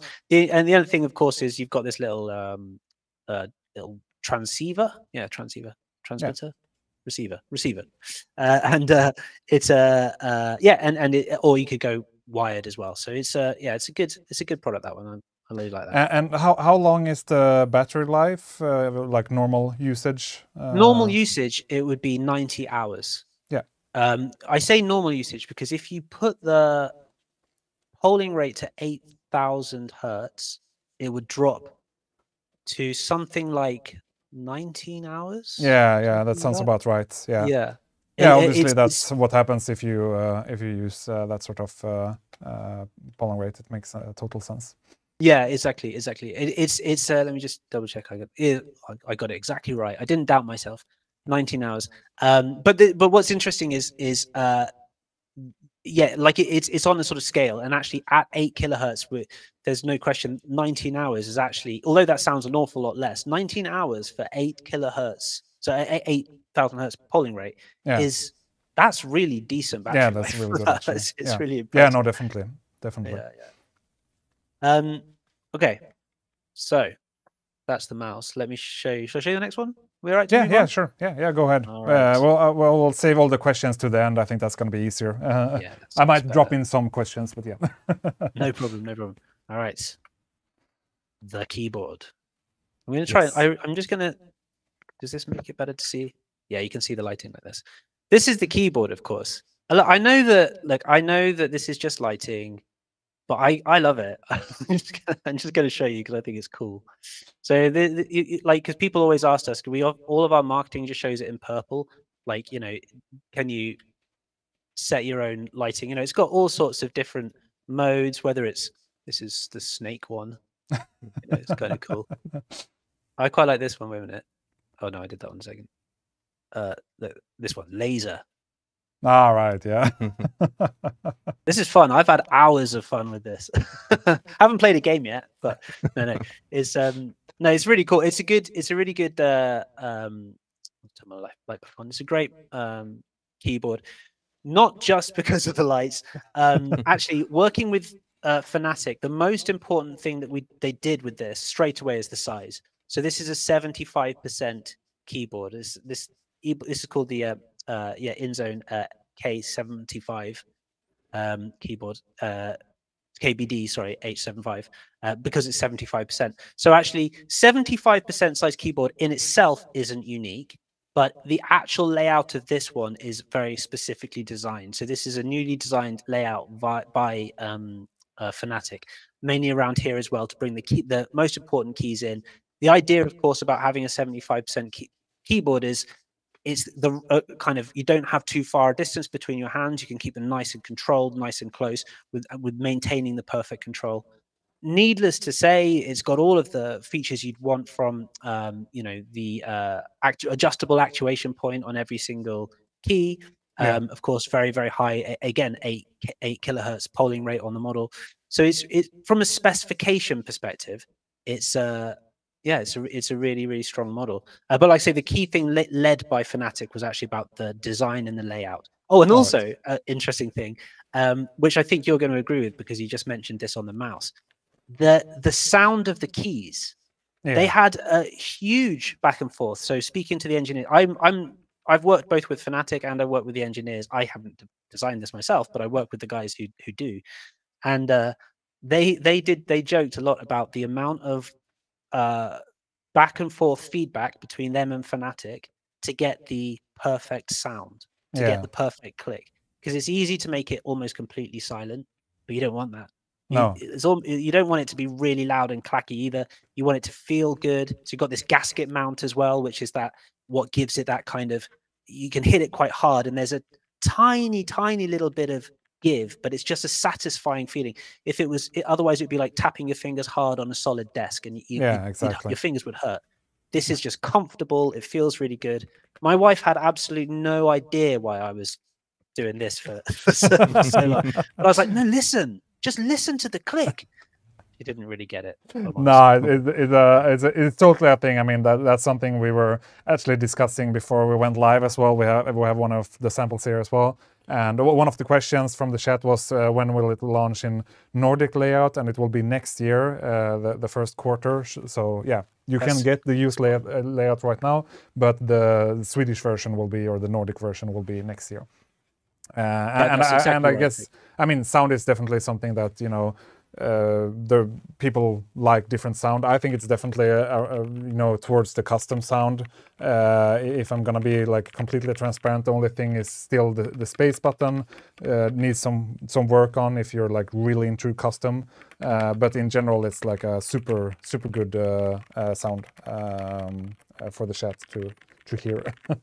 Satisfying. Yeah. Yeah. And also just the build, actually, I think just the overall build, because the chassis is metal, and it's not just on the edges, it's all around. It's, you know, Yeah. it's on the side and in this bit here as well. It just gives it that premium feel. Not just because it kind of feels cool to the touch, but it's got like a reassuring kind of weight to it as well. You know, you know it's you know it's Is good. is it hot swap? Can you change the You can, yes, you can. I say that because we don't really sort of actively promote that as something you can do, but yes, you can do it. Yeah. Yeah, all right. Yeah, oh, that's interesting. It's nice to know. Right. I think we'll save the rest of the questions later. It's easier that way. Okay. I don't know how much I can really say. I'm going to talk about this product for a very short amount of time because there's only so much you can say about a mouse pad, I think. We do actually have some questions in regards to the mouse pad, yeah. But so I think you can definitely go. You can go quite deep for that one for sure. All right, let me show you. Well, let me start. So obviously we've got the two mouse pads, the D and the F. So the D is the one with the kind of purple fade on it, and the F is pure black. Ta-da, like so. Now, the immediate differences between, actually, before I explain the technical differences, like why have we got two pads? Like what's even the point? It's really about what game you want to play, your playing style. So, for example, if you are a, let's say, Valorant player, you know, it's tactical FPS. It's all about this sort of precision. It's about sort of sharp stopping technique and real sort of accuracy. Then we lean towards the F, because it has that kind of texture which allows for that kind of motion and that kind of precision. Yeah. Whereas if you're, let's say, Apex Legends, you know, Battle Royale, FPS, this kind of more sweeping maps, this big kind of open map, and you're kind of sweeping your hand around a lot more, then that's when you lean towards the D, which has a sort of high 72 seconds and smooth glide, like a smooth glide feeling to the mat itself. Yeah. So that's kind of like the fundamental difference, and I think you can really feel it if you're lucky, like I am right now, when you've got actually both of them, and you can just drag the mouse across one and across the other. You can really see the difference. And of course, if you're at my level gaming nowadays, it's probably not going to make the biggest difference in terms of my gaming ability, because nothing can save me, if I'm honest, a good mouse pad or not. But for gamers who are actually a little bit more competent and on it, you can tell straight away that it will make a difference, certainly over a long stretch of time, a long period of time. The other thing to bear in mind is there's a difference in thickness. So the F is a 6mm thick mouse pad, which is really comfy. And again, this is like a nice sort of pressing down. It's comfy to use. It's really good feel to it. So you can use it for a long period of time. The D is a 4mm depth, and again, you know, is very good product like that. The other thing to notice is actually the bottom of them. They've got slightly different technologies. So the D has this like anti-slip rubber. Obviously, it just looks black to you there. It just looks like a black rubber. The F has this. I don't know if you can see. It's like a different. Can you kind of see this different pattern? Yeah, we did show it a bit quickly before. Yeah, but we will definitely show the different types so many times afterwards as well. Close up. Yeah, so and that's called Slim Flex technology. It really anchors it to the deck to the desk. So yeah, there's a few sort of technical differences between them. Of course, they're kind of water resistant as well, so your little spillages on it, you can just brush it off. Yeah, it's good. And in terms of size, 480 by 400mm. So kind of the sort of size you'd want if you want to be, you know, proper gaming. You're going to be moving your hand around quite a lot. A decent gaming size for both of the mouse pads. Yeah. Well, one of the questions that we did get in particular was for the, I guess it's the F model. Yeah. The price tag basically, like why such a high price tag, and why, I mean, obviously you're going to compare to other models, and it's very pricey basically, and why that is. Yeah, I mean, it is a premium product. It is, and you know the materials that we've used for it, it's cutting no corners, and everything throughout the model. So yeah, I mean, it is a bit more expensive, but at the end of the day, it's a premium mouse pad. We're very, very confident in the quality of this.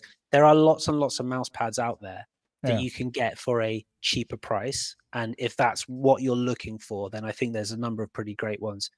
But if you want something that's a bit special and you want a really high performance mouse pad, then I think something like this certainly makes sense. Obviously, it's never good when it prices people out of the market, but it's, you know, we want people to get access to this as much as possible.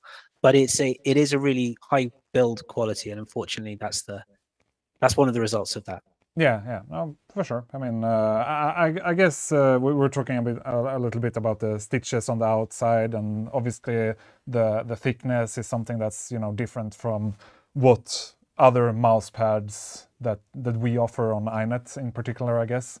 That's going to be, you know, the difference. But I would say like FPS gaming, that's where you will feel the difference. But I mean, maybe not for you and me, for example, that's not into competitive gaming in that regard. But yeah, I guess it would be really interesting to let we actually have a CS2 team here at Inet that currently playing the finals in the corporate league in Sweden.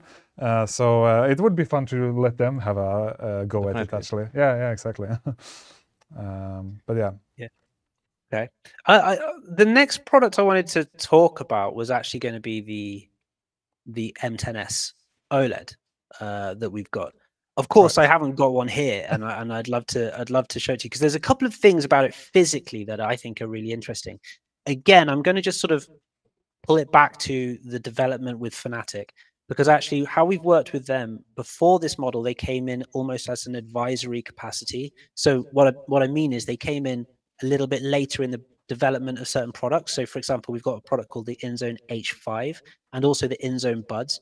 Fnatic were able to come and support us with those products, but the products the development had already begun. It wasn't from the very, very ground up, but they certainly, their influence is clearly there.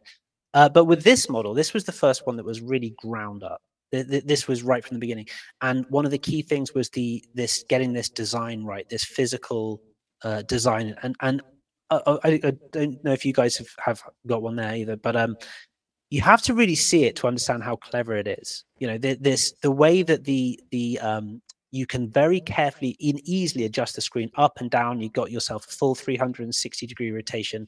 The tilt is really, really impressive on it as well. Yeah. It looks really premium, because the base, and this is the really clever bit, the base is about that big. It looks like the monitor won't stay up. It doesn't look like it will be stable.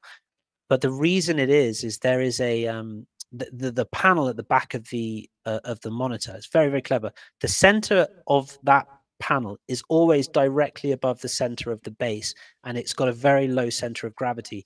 And it's that clever bit of engineering to keep the sort of main weight directly above the central base at all times, which means that it's incredibly stable. You can tilt the screen back by just pushing the top of the screen.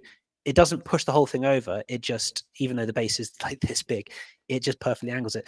Anyway, design is one thing. I get excited about the design because it's super cool. But from a specification point of view, of course, this was all about having OLED. We wanted a really nice premium OLED model with really nice high spec, 480 hertz OLED, you know, 0.03 milliseconds gray to gray response, you know, really, really decent. Of course, 27 inch screen size. But how can we make this also like get your average gamer who wants to be getting closer to professional level? How can we help them with this model? Because actually, a lot of the models that you use in professional tournaments are 24-inch. A lot of them, or 20. Sorry, yeah, exactly. 24, 24.5. Yeah, 24. Yeah. So we, of course, introduced the 24.5-inch Pro mode, which again, Fanatic helping with here, but it works really nicely because on this OLED model, because a black is black. I mean, black is pure black. There's no kind of gray or like blue blooming. It's just black. So when you set it to 24.5 mode, that border that appears either all around the edges or just along the top and the sides, because you can have the 24.5 sit at the bottom of the screen, which is my preference of doing it. It's really clever because you focus on the screen for a few seconds and you quickly don't notice the rest of it at all, and you really feel it. You're on a 24.5 inch monitor. Yeah, so those were all quite important. But the other thing was, again, working with Fanatic was the picture settings.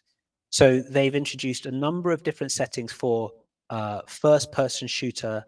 I forget what it's called now. They've got a setting for the first-person shooter setting, which really just brings out the detail, and it's kind of helped, especially with things like Valorant, which has a certain kind of color grade, and it really helps to pick it out. And we've gone through a lot of demos with them. And you can show, again, sort of thing. It probably won't help me. It's not going to help me.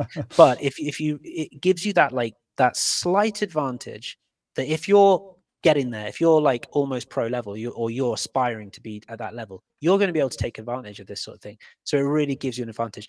The other nice thing about it is they've actually got a what would you call it? A sort of tournament setting, which replicates the picture quality of the tournament monitors, which actually are nowhere near as good as the quality of the M10s. The M10s is outstanding. It's exceptional picture quality. So actually, if you're trying to, if you're training to be using these pro level tournaments, you don't really want to be training on this incredible quality screen, and then you go to the tournament and suddenly it's not quite what you were used to. You want to be able to practice on something that is going to be more indicative of what you're going to have in the tournament. So that's when you've got this FPS. Again, sorry, off the top of my head, I can't remember the mode is called, but it's one of the picture modes, and you can just set it to FPS tournament mode, and you're able to practice that way as well. So it's pretty cool. Makes sense. You want the same. I mean, you don't want something different, especially if you're playing on that level. You don't want something different when you're going on the tournament. That can definitely make it or break it, basically. Absolutely. Yeah. All right. That's definitely interesting. Yeah, so we still have a little bit of problem on the Twitch side. I'm not sure if it's on our end or not, but switch over to YouTube and you'll have a lag-free experience. So switch over to YouTube. Perfect. That was all the products, right? That's all the ones I've got. I'm happy to talk about any others if you can think of any others. Let's bring out some questions, Ludwig. Do you have a notepad document for me to read? I do have some in my mind otherwise. Oh, do I? Oh, do I? Perfect. Do you have your Discord on the monitor? Yeah, I have my Discord. I have sent every single question. Ah, perfect. I'll bring them up here right away then. Give me two. I keep on hitting the lamp here on the floor. Very bad placement. Anyway, we do have a lot of questions. Right, so going back to the E9, the in-ear headphones, how comfortable are they in terms of sleeping? Or is it something that you can have while sleeping? Or I guess it's preference choice, obviously. Is it something that you have tried? That's a really interesting question. I've never tried that, I must say. I've tried with various earbuds lying in and not really. I'm just going to show you. Oh, I mean, it's a bit hard to say because, like you say, everything is subjective. Yeah, of course. But if I put them in, they're so. If I press against it, I would say that. I mean, this is going to be one of the more comfortable earbuds because they're so kind of like flat in. They kind of go nicely in. But I would say if you find it okay sleeping in this type of headphones, you'll definitely find it okay sleeping in this. Yeah. But this is not designed for that. I mean, yeah. So I would say that's going to be a kind of and while you have it still on, wait, can you use it at the same time using the H9 Mark II? Yeah, absolutely. That's a really good point. So actually, they're designed to go underneath headgear like this. Yeah. So as we see often happening in tournaments, yeah, you could put them on properly, use the proper noise cancelling from these headset, using the sound from this, and you get a really cool experience. Right, yeah, that makes sense. That's a good question. Is it possible to use them while working out, for example? Is it gonna be like good enough while you're, I guess, running or similar? I mean, in terms of stability and things, these are exceptional, 100%. I mean, I don't want to. Wait, I'm just thinking before I say this. I think they're the most stable of any earbuds I've used. They really are. They just anchor onto your head, and they're just so comfortable. It would be super easy for that. Yeah. But again, it's not really designed specifically for that. You know, they're No, of exactly. course, you know, for this. But yeah, if you're going to be moving around a lot, these are not going to come off your head for sure. Makes sense. I mean, they're obviously used for gaming mainly, but you can use them for sleeping and working out as well. Yeah. Can you change the tip and the cable on the E9? Right. Again, that's another good question. I feel stupid for not mentioning this earlier on. So actually, let's start with tips. So the tip is you have different types. So that this type is called a hybrid earbud tip. You know, it's that kind of regular earbud tips that you probably have seen before. Oh, where have I put the other one? The other one, I'll just tell you. The other type of earbuds is called a noise isolation earbud tip. So basically, this is a bit softer. The noise isolation earbud tip is designed, as the name implies, to block external noise, to block passive noise. So if you're going to be using these in a tournament and you want to just block everything out apart from hearing your teammates and everything like that, you use the noise isolation earbud tips. But we put the different ones in there because different comfort levels. Some people love the noise isolation earbud tips. Some people are just going to be using it at home and will not have any need, and they might prefer these. So you can perfectly easily use either of those, but also they do just work with that regular type Sony so you can clip those. And again, there were some questions in the chat. This is corded, so this is not wireless. This is with wire, the E9. Correct.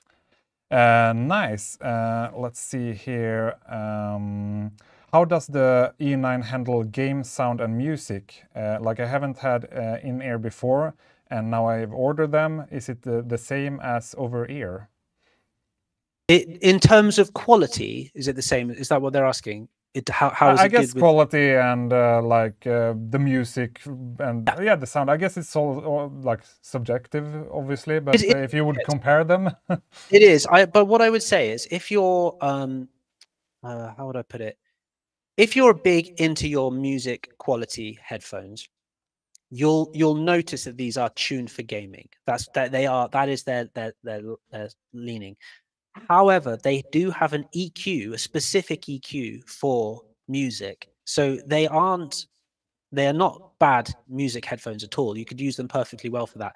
But what I would say is I think you need to balance out your priorities with it. And if you're really into your audio, I'm also a bit of an audio nerd myself. So I would personally, I think if I had the opportunity, I would have a pair of headphones specific for listening to music, because it will give you a bit more impact. If I give you an example, the kind of impressive sound quality you often get from music is this kind of deep, resonating, enjoyable bass that you can get blended with the beautiful detail and everything like that.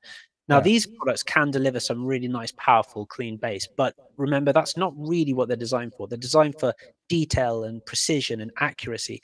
So actually, when we've tested these with music and the H9 Mark II, they're perfectly good. They're like decent music headphones, but I wouldn't say they're the best at both. You know, these are headsets that go pretty good at music. Of course, some amazing music ones that go pretty good at gaming, but you know, you just need to decide where your preference is. So another question we had for the E9, the in-ears, is it compatible with any USB-C devices, for example, iPhone? Yes. So you can obviously go in via the 3.5 cable to almost any device, but if you're using something like an iPhone, you can just plug in via the USB-C, plug in the 3.5 into the audio box, and you'll be able to hear sound from it that way. Bear in mind, though, you wouldn't be able to use the things like the software. You know, I mentioned there's like a software to change the EQ and things like that. Yeah, you wouldn't be able to do that through that, but you would be able to get the sound from the product anyway. Yeah, all right. And just as a quick side note, yes, we're doing the campaign prices are coming. We're just going to do the questions first, and then we'll do the campaign prices. So wait another 15 minutes, and we'll probably be done with the questions. Who produces the panels for your gaming monitors? Is it in-house, or is it another brand that uses them or makes them? Yeah, so we don't actually disclose that, I'm afraid. I couldn't tell you, even if I knew. Unfortunately, I don't know, nor can I tell you. So that's what I don't know. Oh, boring answer, but it is what it is. I mean, if it's like a company secret or whatever, it makes sense. Another question that we did get is if it's a silent click on the mouse or not, and I think I did answer that sort of, but it's not like a silent click per se, but it's not as loud as a Superlight 2 would be. It's Logitech made a Superlight, obviously, but the Superlight 2 has a very loud click, but it's nothing like that. It's like a normal click sound, so it's not like it's not silent, but it's not super loud either. What is the battery size of the mouse? We did. I don't think we had the battery size, but it's 90 hours without the 8K polling rate and 19 with the 8K polling rate, if I'm not mistaken. Exactly right. Yeah, that was it. Yeah, physical size I couldn't tell you, but yeah, that's exactly. Yeah. When can I get the Nordic layout for the keyboard? And we don't have a specific date, but it's next year, the first quarter, right? Yeah, exactly. We don't have a date yet, but once we do, I think we will get live on the webpage and stuff like that. Yeah. Does the E9 have a microphone or not? Nope, no microphone on the E9. So if you wanted to use a mic, you would need a different mic, whether it's from a separate headset or from a dedicated mic. I should have also mentioned, actually, these are also very popular with streamers. You know, people who are doing like long gaming streaming sessions because of that comfort factor. So what we find is when people use this style headphones, they'll have their own sort of streaming mic set up, so they would use that. Yeah, exactly. But this would just be for the sound. I've never used any professional gaming headsets from Sony.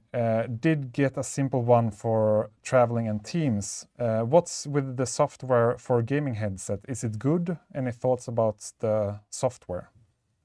Yeah, so we've actually got kind of two different pieces of software. So there's one called Inzone Hub. Now, Inzone Hub is a PC app. Download that, and that will control all of the products we've spoken about today, apart from the mouse pads, obviously. Yeah. And you can do that through that app software. I mean, I'd love to be able to show you. I've got it over here. I can show it. I can't turn my screen around there. But through that software, you've got control over the lighting of the keyboard, for example. You can change the actuation points. You can do all of the details on the mouse as well, setting the DPI. All of this stuff is all done via the software. It's very, very simple interface. You've simply got the products down the left, and in the middle, you just click and change. It's really nice and easy to use. We are also offering another option for the headset as well, which is you can use it with the Sony Sound Connect app. So if you don't have the PC, you aren't able to do it, but you did want to, for example, use it on a console, let's say, or you wanted to use it with your smart device, phone or whatever, you can just use the app to go in as well and do some of this changing the settings via the app. But I think for most of us, like PC gamers who want to use the products properly, Inzone Hub app, the software you download is what you use, and it's very good. Yeah, all right. That's a perfectly good answer. Why does the Inzone gaming headphones not get the same ANC as the 1000XM get? They are similar priced. Wouldn't high quality ANC be sought after in the gaming experience as well? It's an interesting question. I think a lot of this will come down to the price that it would end up being, and also the sort of the way that these different products are angled. You know, to improve the noise cancelling, there's a couple of key things that you would need to do. One of them is about clamp force. We mentioned that already, but the way that it how hard it pushes it down. It's passive isolation. If you have a pair of our the XM6, the most recent one, for example, put it on your head and feel actually how completely comfortably tight it is. It holds very carefully to your head. Yeah. That is really a fitting that is not ideal for gaming. I mean, we've just spoken about the comfort that you get for these very long stretches, about sort of feeling a bit more motion, feeling, you know, active. You don't really have that. So that'll be one point.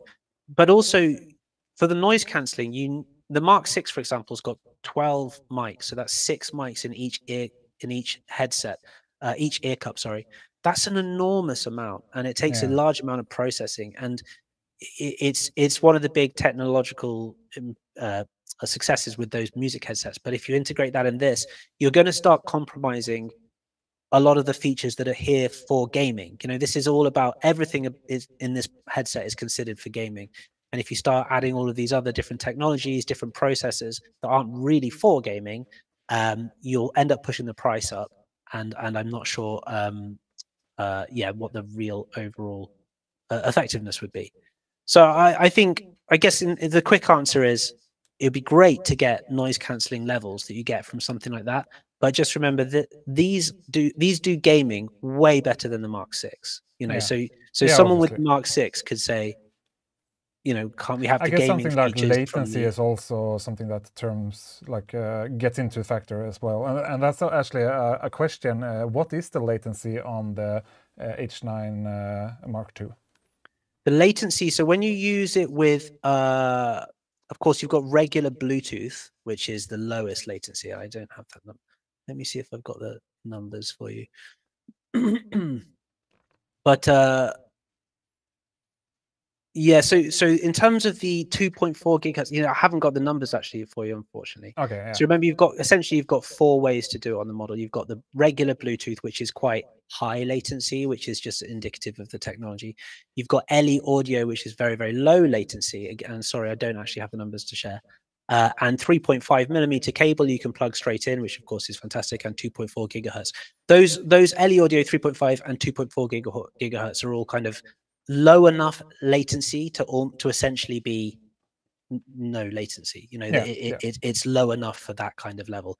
If you're worried about latency, I would simply avoid the Bluetooth, because for sure. We can actually, if you ping me on Discord, whoever sent that question, I can look it afterwards, and we can check it out. But I mean, for regular gaming, I would say latency and wireless headphones, it's not an issue anymore. I mean, I've been using wireless headphones now for, I mean, probably 5 years, and it's not an issue. And like you said, these are products that are developed together with Fnatic, and obviously they have very high standards for when it comes to latency, so I don't think that's going to be any issues. Let's see here. I guess that's the last question. Can you wash the mouse pad in the washing machine, or how do I clean it the easiest way? You can't wash it in the washing machine. I did have a guide on it. I think it's just you just wash it with water, wipe it, clean it, you know, spray like that. To not provide the incorrect information, I want to hold back on that. That you can find that information on the Sony website, and it will give you a little thing explaining how to do it. But you want to be careful with these mouse pads. You wouldn't want to put it in the washing machine, especially nice premium one like this, because you might end up sort of affecting the texture. Yeah, makes sense. Definitely. Yeah. All right, nice. Ludwig, do we have any other questions, or was that it? That was it. Nice. Do you guys have any more questions in the chat? And we'll see if we can try and get them. Otherwise, we're gonna move on to some campaign prices. Right. I think we got it all, actually. Perfect. Well, thank you so much, Mike, for tuning in and answering all the questions and giving us a detailed guide through all the products. No problem at all. It was a pleasure anytime. I'll try and come along next time. Yeah, I'll yeah, for sure. It would be very nice to have you here in the studio, and we can definitely go in even more in depth. It's always easier when you're there face to face. Exactly. All right, yeah, perfect. Thank you so much for your time, Mike. You. Chat, give him some love in the chat as well, and we will talk on email, I guess. Thanks very much. Thanks, all right. Cheers, Mike. Bye. Perfekt. Yes. All right, då är vi tillbaka. Kör vi lite svenska igen. Alltid så förvirrande som vi snackade om innan. Ja, vi hör er mina vänner. Vi ska naturligtvis köra lite drops. Vi ber om ursäkt att det gick över tiden. Det är alltid svårt speciellt när vi kör så remote, att liksom hålla schematider och sådär. Vi vet inte riktigt hur lång tid det tar och ibland är det lite fler frågor. Så men det är härligt att ni har tålamod. Tack så mycket. Drops då, absolut. Vi har drops redo för er. Ska vi se så att nu sitter jag med Sony-musen istället. Vi har drops redo. Vi kommer att köra drops på nya Sony Inzone H9 Mark 2 då, som vi har snackat om här ikväll. Så vi kan köra dropsen med en gång. Modsen. Det finns ingenting att spara på, utan det är bara att köra hårt. Så vi kör helt enkelt 20% off. Det här är ju de helt nya då som vi snackat om här ikväll. Det är alltså inte version 1 utan det är Mark 2. Så det är H9 Mark 2 i svart och vitt. Förhoppningsvis har vi redan snackat om de här tillräckligt, så ni kan nog de här mer än väl nu. Skulle ni ha några andra frågor så är det väl bara att ställa dem nu, så kan vi gå igenom det igen helt enkelt. Men det är de vi har i lager för er. Och det är ju som sagt, det är ju Black Friday-period nu, så att man kan ju hålla utkik också framöver. Så. Robert Andersson, vad är det du menar? Jag har dålig koll på chatten kanske. Det har varit mycket att gå igenom ikväll. Men det är så det är. Jäkligt billigt. Ja, jo, men jag tror inte de här har nog aldrig kört så här billigt någonsin. Jag har inte sett dem i närheten av det här priset någonstans. Ja, men det är så det är. Och komfortmässigt så det är en uppgradering. Jag tror till och med jag nämnde det på någon livestream att vanliga H9 var helt okej, men det var någonting jag störde mig på. Jag kommer inte ihåg exakt om det var någonting jag störde mig på i alla fall. Jag kommer inte ihåg exakt, men de här sitter i alla fall. Man kan se, alltså de förra är lite mer traditionella over-ear-hörlurar liksom. Ja. Och de här är mer ett gaming-headset som är väldigt mycket lättare. Ja, just det.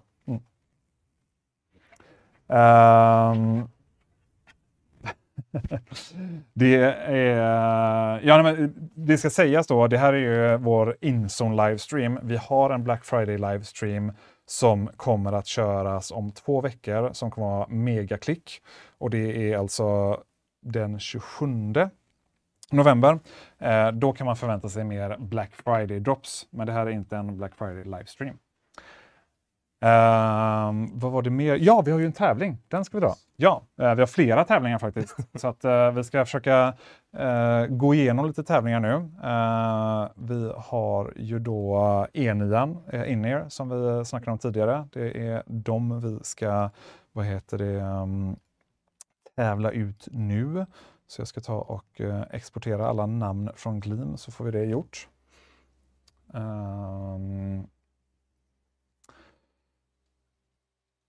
Hur dags på dagen släpps Black Friday-varorna imorgon och resten av dagarna?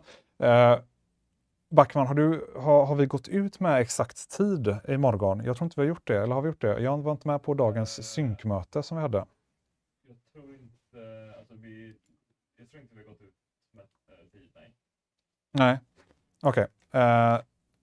Förmiddagen, så det gäller att hålla koll på inet.se helt enkelt. Vi har inte exakt tid. Sen gick vi ut med en artikel idag, eller vi har flera artiklar faktiskt, men summa summarum är att vi kommer gå live imorgon.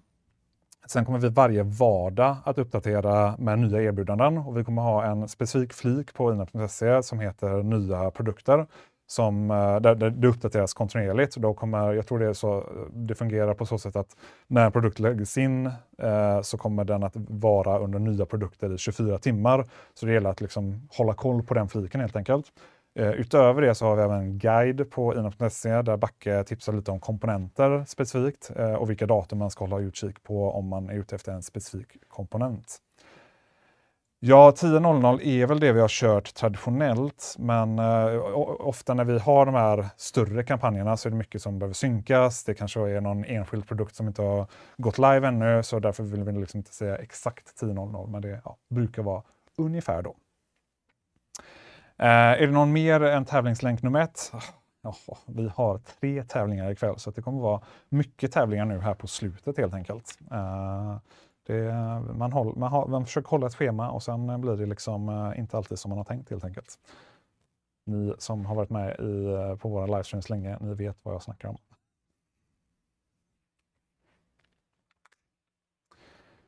Upp. Så.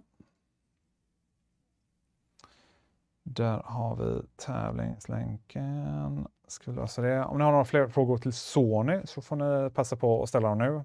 Misstänkte att det skulle bli mycket Black Friday-frågor. Varför 2 veckor av Black Friday? Det är en superbra fråga. Kortfattat så är det för att de flesta brukar gå live och vi kan helt enkelt inte missa den försäljningen. Så vi behöver bli illa tvungna till att gå live också.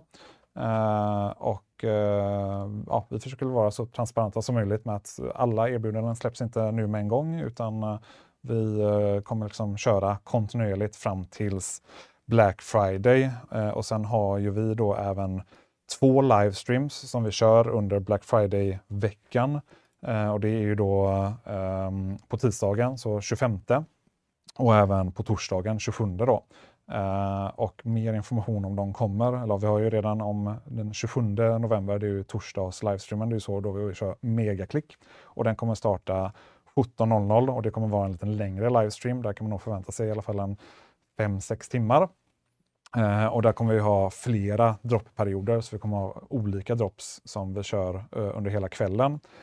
Och sen kör vi även en Svexclusive som vi kallar den på tisdagen. Och den kommer starta lite senare under kvällen och där kommer vi sikta på att köra ett dropp och det brukar generellt sett vara lite mer komponentfokuserat på den livestreamen. Då ska vi se här, det var en jäkla massa som registrerade sig på den här tävlingen. Så jag ska in med alla i hjulet här. Så där. Här har vi alla, det var 1164 stycken som registrerade sig för den här tävlingen. Och det är väl egentligen bara att önska alla lycka till. Det som vi tävlar ut då är ett par Sony E9 in-ear-hörlurar som vi gick igenom här tillsammans med Mike för ett par minuter sedan. Lycka till! Detta var tävlingslänk nummer 1, ja. Vi kan köra tävlingslänk nummer 2 alldeles strax. Vi har haft lite problem med Twitch ikväll. Jag är lite osäker på vad det beror på. Vi får kika på det. Först trodde jag att det var bara Twitch, men det verkar ju bara vara på vår Twitch-kanal. Så det är definitivt någonting hos oss. Lite intressant också att det fungerar bra på YouTube. Så det blir en rolig felsökning efter den här livestreamen ikväll.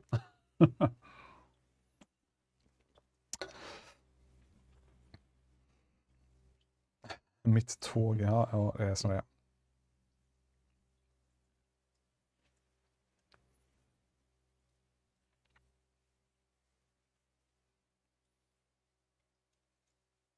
Ja, vi ska se även det som drar hem E9-erna. Är det Creepy Major eller är det Bing? Ja, det är Creepy Major. Stort grattis! Du har vunnit ett par E9 in-ear-hörlurar. Sådär. Nice. Verkligen. Ja, ni som har handlat ikväll också får jättegärna skriva recension på inet.se när ni väl har testat testat hörlurarna också. Det vill säga H9. Det här är ett problem jag alltid haft. Vi installerade de här superglides som är så här glas glides. Väldigt glidigt. Så, där. Ska vi dra och köra? Vi kör nästa tävling. Ja, vi börjar på, tycker jag. Då är det Mouse A och Matt D, va? Ja. Så vi kan köra tävlingslänk nummer 2 redan med en gång. Jag hoppas då blir det att inte avbeställa E9. Nej, just det. Det var jobbigt då. Okay. Om man inte hade turen nog att vinna ett par E9 så kan man även köpa dem då. Det är bra. Missade början innan Mike. Edvin, spelar du något och i så fall vad? Det var en intressant fråga. Berätta, vad kör du för spel? Det senaste spelet jag har spelat är Ghost of Yotei. Och det är jag precis klar med här för några dagar sedan. Ja. Men du kör liksom primärt single player? Liksom primärt single player. Ibland kan jag hoppa in och spela något match i COD eller Battlefield eller något sånt spel. Men jag ska säga att 90-95% är single player. Ja, det är så? Ja. Nice. Ja, länge sedan jag kommer inte ihåg sen som jag körde single player-spel. Det var... Ja, det är möjligtvis något skräckspel eller liknande. Men det blir extremt mycket multiplayer för min del. Alltså. Ja, det är som det.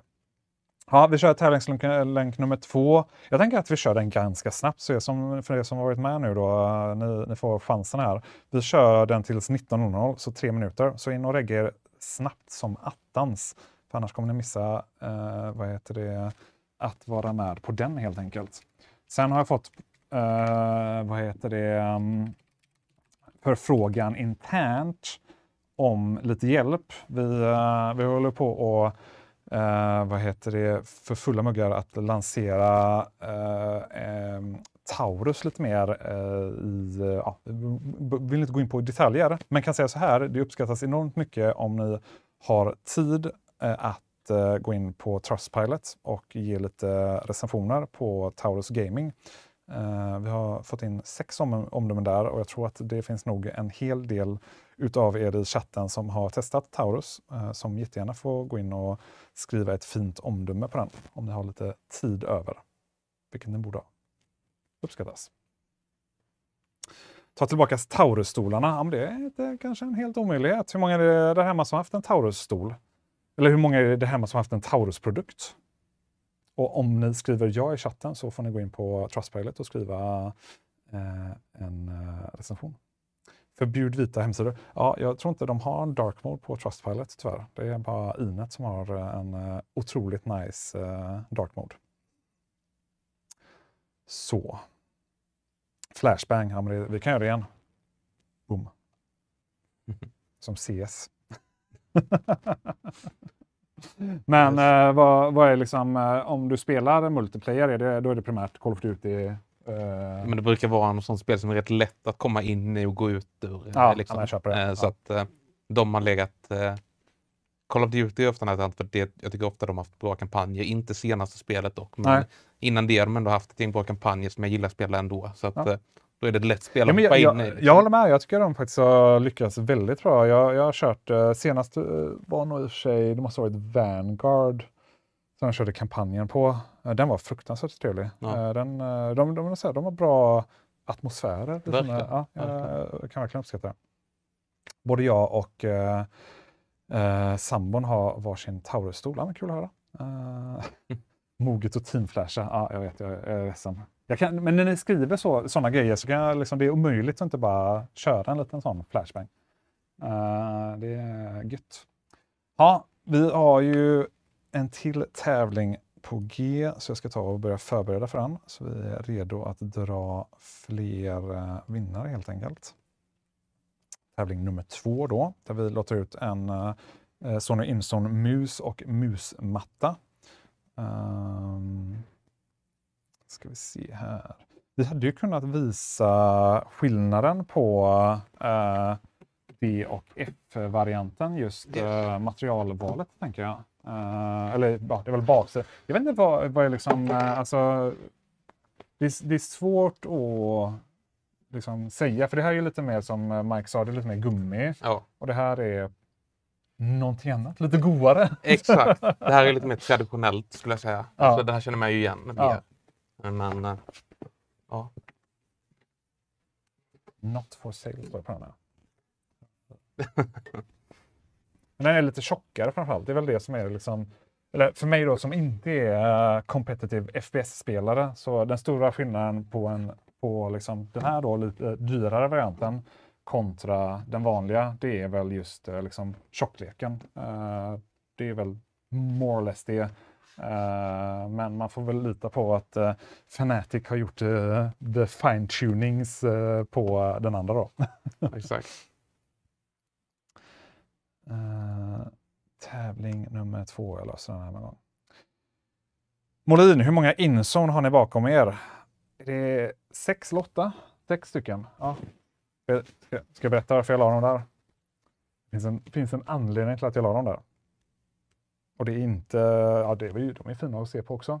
Men det var för att det är en otroligt massa sladdar där bakom. Så jag tänkte att det såg lite trevligare ut med lite fin paketering där. Hur får man sin medlemsnivå på Discord? Man går in på discord.gg/inet och så skapar man en ticket under rollerkanalen tror jag det är. Så skickar man in en bild på Discord och Inet-kontot sida vid sida, så löser vi det manuellt. Smygtips på vad vi kan förvänta oss inför BF-streamen. Jag har absolut inga smygtips överhuvudtaget, för vi har typ kanske 6 produkter inne i dokumentet, arbetsdokumentet just nu, och det ska nog in i alla fall en 50-tal om inte mer. Så att jag har absolut ingenting där. Mer än att säga att det kommer bli sjukt bra deals och en riktigt rolig livestream också. Vad tycker Edvin om headband-peelingen på H9 och H7? Det är en fråga som har dykt upp flera gånger från Christian som jag faktiskt glömde kolla med Mike. Är det den att jag antar att det släpper, är... eller? Ja, att det släpper, ja. Ja, det är något som vi vet om att vi hade problem med på den, framförallt H9-modellen. Ja. Var det flera som haft det problemet. Jag har inte haft det problemet själv. Jag har den modellen, men jag vet att många, att det är ändå det är väl det kändaste problemet vi haft på den modellen. Ja. Och är säkert en av många anledningar varför vi gjort om det här headsetet så mycket. Ja. Ja, det brukar väl vara så ibland med liksom, när man går från en version till en annan och det är liksom, då lagar man ju sådana grejer. Sen varför det är så, det är väl ett misstag man inte tänkte på helt enkelt. Det brukar inte vara roligare än så. Som jag har förstått det var det inget som hände liksom efter en månad, utan det var kanske efter ett halvår typ. Ja, när man använt det rätt mycket. Ja. Men så att det är väl dåligt testat antagligen. Ja, vi har hjul nummer 2 redo. Nu är det mus och musmatta som ska tällas ut från Inzone. Önskar alla lycka till. Det är YouTube som gäller idag. Twitch verkar ha lite problem. Oklart varför. Jag får väl göra lite test och se vad det kan bero på. Du kan inte se någonting från din sida, Backman? Nej.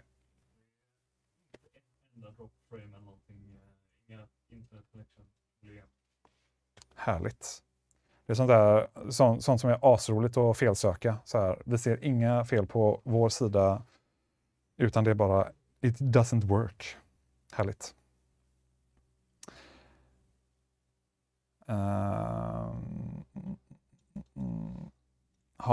Jag ska se vem det är som drar hem mus och musmatta. Sen har vi ytterligare en tävling kvar faktiskt. En tredje tävling. Den kommer vara sjuk. Riktigt sjuk faktiskt. Ja, det verkar som att det är Erjo som tar hem andra vinsten ikväll. Stort grattis. Grattis. Tar vi move and close. Vi gör ju otroligt, jag vet inte om jag har förklarat hur vi gör de här hjulen, men vi har ju en tävlingslänk då till Gleam som är liksom vårt antifusksystem kan man säga. Och sen för att inte göra det supertråkigt, för man kan i Gleam välja en vinnare, så exporterar vi alla nicknames i ett Excel-dokument. där vi adderar en siffra ifall om att det skulle vara så att någon har samma nickname som en annan. Så vi vet liksom, så att det blir en unique identifier. Och sen slänger vi in dem i ett hjul och det är det hjulet som vi sen då ser till att göra vinsten. Några steg, men rättvist blir det i alla fall. Det blir rättvist, det blir lite bättre med hjul. Annars blir det bara så här, den här personen vann. All right, vi slänger ut tävling nummer 3 med en gång. Vi avslutar den sista tävlingen med ett par H9 Mark II. Så känner man att man kanske, jag vet inte, att man inte är så sugen på att köpa dem. Men kanske att man har turen på sin sida, så kan man passa på med tävling nummer 3. Som blir dessa här då helt enkelt. Så vi kan köra igång dem med en gång. Kör en extra tävling där bara jag kan delta. Ja, det låter som en utmärkt bara det. I wish. Den här är en dum detalj, men så fruktansvärt smooth. Det är också att man kan liksom, om man kör ner den här i botten så här typ, och så sätter man bara på det, så den går upp automatiskt. Så att det är väldigt lätt att hitta sin fit liksom. Ja, du kör så att om man kör ner hela headbandet eller den här. Ja, just det. Hela vägen i botten. Så är det bara sätta på det och... Kändes inte som att jag gjorde det rätt. Där, okej. Den ska klicka in liksom. Okej, makes sense. Nice. De där vill jag ha, tack. Ja. Var det tävling 1 eller 2 som kördes precis? Det var tävling 2 som kördes precis. Och nu ska vi köra tävling 3. Har det varit några drops? Fisken. Jajamensan, det har varit drops. Vi kan visa dem igen. Jag ska bara gå in på rätt flik. Vi kör ett par Sony Inzone till 20% off. Så det är Mark 2 då. Så det är den nya varianten som vi gått igenom här ikväll. Så det är de vi kör helt enkelt. Det är en bra fråga ändå. Jag har redan H9. Vad är skillnaden på 2:an? Alltså skillnaden är ju att vi har vägt om rätt mycket. Alltså detta är ett helt nytt headset. Detta är nästan inte en Mark 2. Detta är en ny produkt skulle jag säga. Men dels så har vi ju jag håller med. samma element i här som vi har i våra B1000 XM6. Vi har nya kuddar så att de är syntetiska istället för i fejkläder. Micken är mycket bättre uppdaterad. Vi hörde innan när Mike pratade att den är väldigt bra. Ja, det måste jag verkligen säga. Det var någonting jag var grymt imponerad över. Och det är en sån här sak som alltså, vi kan sitta och säga det live här liksom. Men det var väldigt nice att Mike faktiskt joinade och använde den här micken. För det var sjukt bra kvalitet. Jag var verkligen imponerad. Det är en sån här sak som är... Den är svår, för det är ju en sån sak som gör att headset blir dyrare, just mycket kvaliteten, så det är svårt att göra den avvägningen. Men jag tycker att det är, jag är imponerad, verkligen. Och sen har vi gjort en avtagbar micken istället för en sån där boom. Och så har man en stor mute-knapp här uppe istället. Ja, och det var någonting jag snackade om. Jag kom på det är Logitech som jag hade problem med. Logitech har ju sin knapp för mute här. Och Jesus Christ så många gånger som jag har liksom, fipplat till där man så här, dels är den ganska liten och dels är den nära andra knappar och jag vet inte, det kanske bara jag. Jag håller med. Men det jag lärde mig ikväll också var ju att det fanns en liten lampa här på exakt. Som lyser så man ser om det är mutat eller inte. Nej, så att sköna headset. Jag kan inte uttala mig om ljudet för jag har inte testat dem. Men generellt sett sköna och helt annan design än Sony H9 Mark 1 då. Det var mycket bra ljud för att vara avtagbar mikrofon. Jag håller med, verkligen. Vad är djupet på kåporna? Avstånd från element till örat, det vill säga. Ingen aning exakt. Men inte något problem för mina stora öron i alla fall. Sen om det var på grund av en ljudfråga eller komfortfråga, det vågar jag inte svara på. Jag kunde på de förra H9 Mark 1 kunde jag känna, när det tryckte till kunde jag känna in på själva elementen. Men det kan jag inte med dessa. De är lite djupare än de förra i alla fall. Ja, de är väldigt djupa. Jag kan inte känna av. Men jag vet inte hur det exakta måttet är. Nu ser jag att någon har möblerat om energy test. Det stämmer. Vi har flyttat lite igen. Jag blir arg på den lilla knappen så jag har stationär mix jag använder. Ja, det är mycket möjligt. Den här sitter ju inte i vägen direkt, den här lilla knappen. Men det är smaksak. Hade jag fått bestämma, hade jag designat de här, då hade det nog varit den enda designskillnaden för min del. Jag hade nog gjort en flipped mute för jag tycker det är godare, eller det är det jag är van vid. Annars så har jag liksom ingen, på själva designen har jag ingen feedback. De sitter skönt. Du har så att du kan hänga av dem på det här hållet. Eller om man då skulle vilja ha det på det här hållet av någon anledning. Men det är faktiskt sant. Avtagbar mic är ju nice ifall man vill använda dem på stan till exempel. Det stämmer. De är inte de är ju lite större än liksom kanske vanliga over-ears så. Men de är inte jätteskrikiga i sin design som gaming. Så. Nej, den på Logitech blev jag arg på. Okej, jag fattar. Tack att någon annan... Men ibland när jag sitter och snackar om sådana här saker så känns det som att det är små grejer, men jag kan verkligen störa mig. Men det är ju små grejer när man stör sig på. Ja, men exakt. Det kanske är så här, när jag säger det så känns det som jag typ så här, nu Molin bara håller på med några säljknep eller någonting. Nej, alltså det är bara så här, legit, för annars tycker jag, om man ska vara rent krasst, det är en av mina favorithedset. Det är ju just, nu har jag inte de här, men det är Logitechs wireless headset har jag kört, liksom, de kör på kontoret till exempel, de är superbra. Men det är sådana här små saker som jag verkligen stör mig på. De kuddarna är nog supermjuka, men andas de? Jag skulle säga ja. De har ju, det är definitivt, de är inte helt täckta. Här på insidan misstänker jag att det är PU-läder. Men själva tyget andas nog lite. Det är svårt att säga när du inte har haft på dem under en längre period. Men jag skulle säga att de är definitivt mer svala än, säg då, Logitechs variant som har fake-läder. Så där gör de skillnad. De är inte lika svala som, säg, Fractalscape.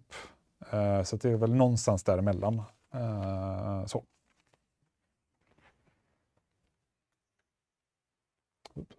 Mute måste vara tydlig när man är iväg. Och, jag tycker det är superviktigt. Så att du vill verkligen så. Mikael säger, speciellt snygga var de inte i alla fall. Smaksak. Jag tycker de är snygga. Men ja, det är verkligen smak. Det är, ja, men så här, det är lite som när vi snackade om, när Mike snackade om liksom så tyngden på musen. Så är det så här, okej, men det är det Fanatic vill ha. Vissa vill ha tyngre, vissa vill ha lättare. Det är så här jättesmak, alltså så här svår, liksom, nu har vi snackat väldigt mycket mus de senaste Dubbelklick. Vet ju ni som har kollat de senaste gångerna. Hej då. Så här. Tråkigt att jag ska behöva jämföra med konkurrenter, men det är oftast enklare, speciellt en bästsäljare som Superlight. Jag var inne lite på det. Det är liksom så här, ska man då jämföra då mus så är det ungefär samma storlek. Den är lite kortare än en Superlight 2. Är det här Superlight 2? Eller, nej, det är Superlight 1. Det är samma form. Men den har en högre buckla. Så att har du ett palmgrepp på musen så sitter den definitivt bättre, skulle jag säga. Fast jag glömde fråga honom om varför det är fönster här på undersidan. Det undrar jag. Det har jag verkligen. Det är som ett fönster in till liksom, kretskortet här på undersidan. Det måste bara vara för att man vill visa hur det ser ut inuti. Jag tyckte bara det var så här rolig, så här, makes no sense, bara så här rolig detalj. Men jag tycker den sitter skönt i handen. Definitivt. All right, gänget. Vi ska ta och köra ut sista tävlingen så att det inte blir alldeles för långt här. Du ska ju vidare här sen också. Så att blir liksom, kan inte bli en 3 timmars livestream. Vad är vi uppe i nu? 2 timmar och 20 minuter. Tiden går snabbt. Så vi ska köra sista tävlingen här som är då ett par H9 Mark 2.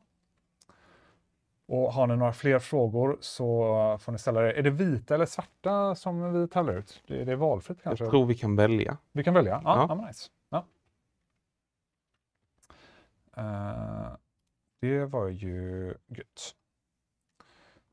Då ska vi se här. Som sagt, vi har ju gjort det väldigt gött för oss just med tävlingen. Att det är 17 miljarder steg här.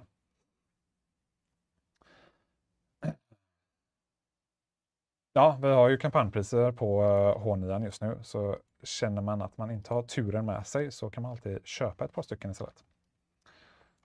Det är ändå gött.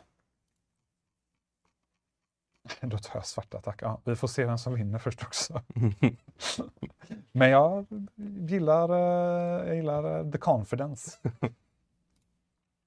Ja, precis. Inte riktigt Halland ska jag inte, men precis på gränsen mellan Skåne och Halland. Så att kommer från Båstad. Så nästan rätt. Hur lång tid sa du att det skulle ta? 1,5 timme. 1,5 timme? Ja. Shit. Nu får jag nästan lite dåligt samvete. Att Nej, det är okej. Det är kul att vara här. Ja. Ja, det är härligt.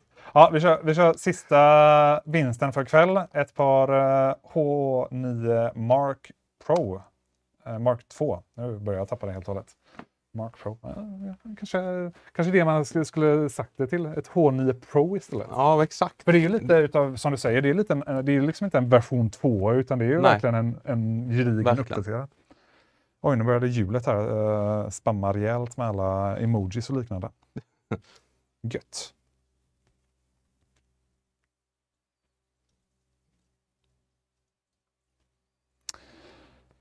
Ha.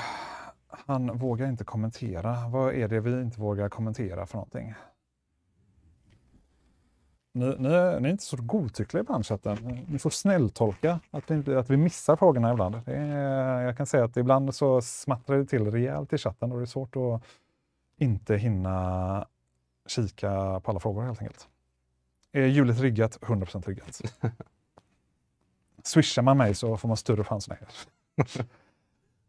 Naitos, stort grattis!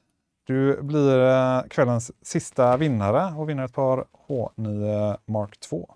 Inte Mark Pro, som jag av någon anledning fick för mig. Det är så många produktnamn ibland att hålla koll på så att det bara blir så ibland.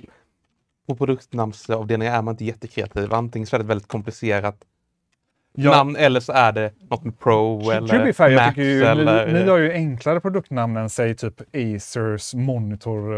Alltså så här, de har ju så AG29 V327 och man bara säger what the fuck is happening? Vi har på avdelningar med de namnen också. Ja, men det är så här, men just gaming är det vi hyfsat enkla på. Ja, men det är så här, man gillar att det ska vara enkelt liksom.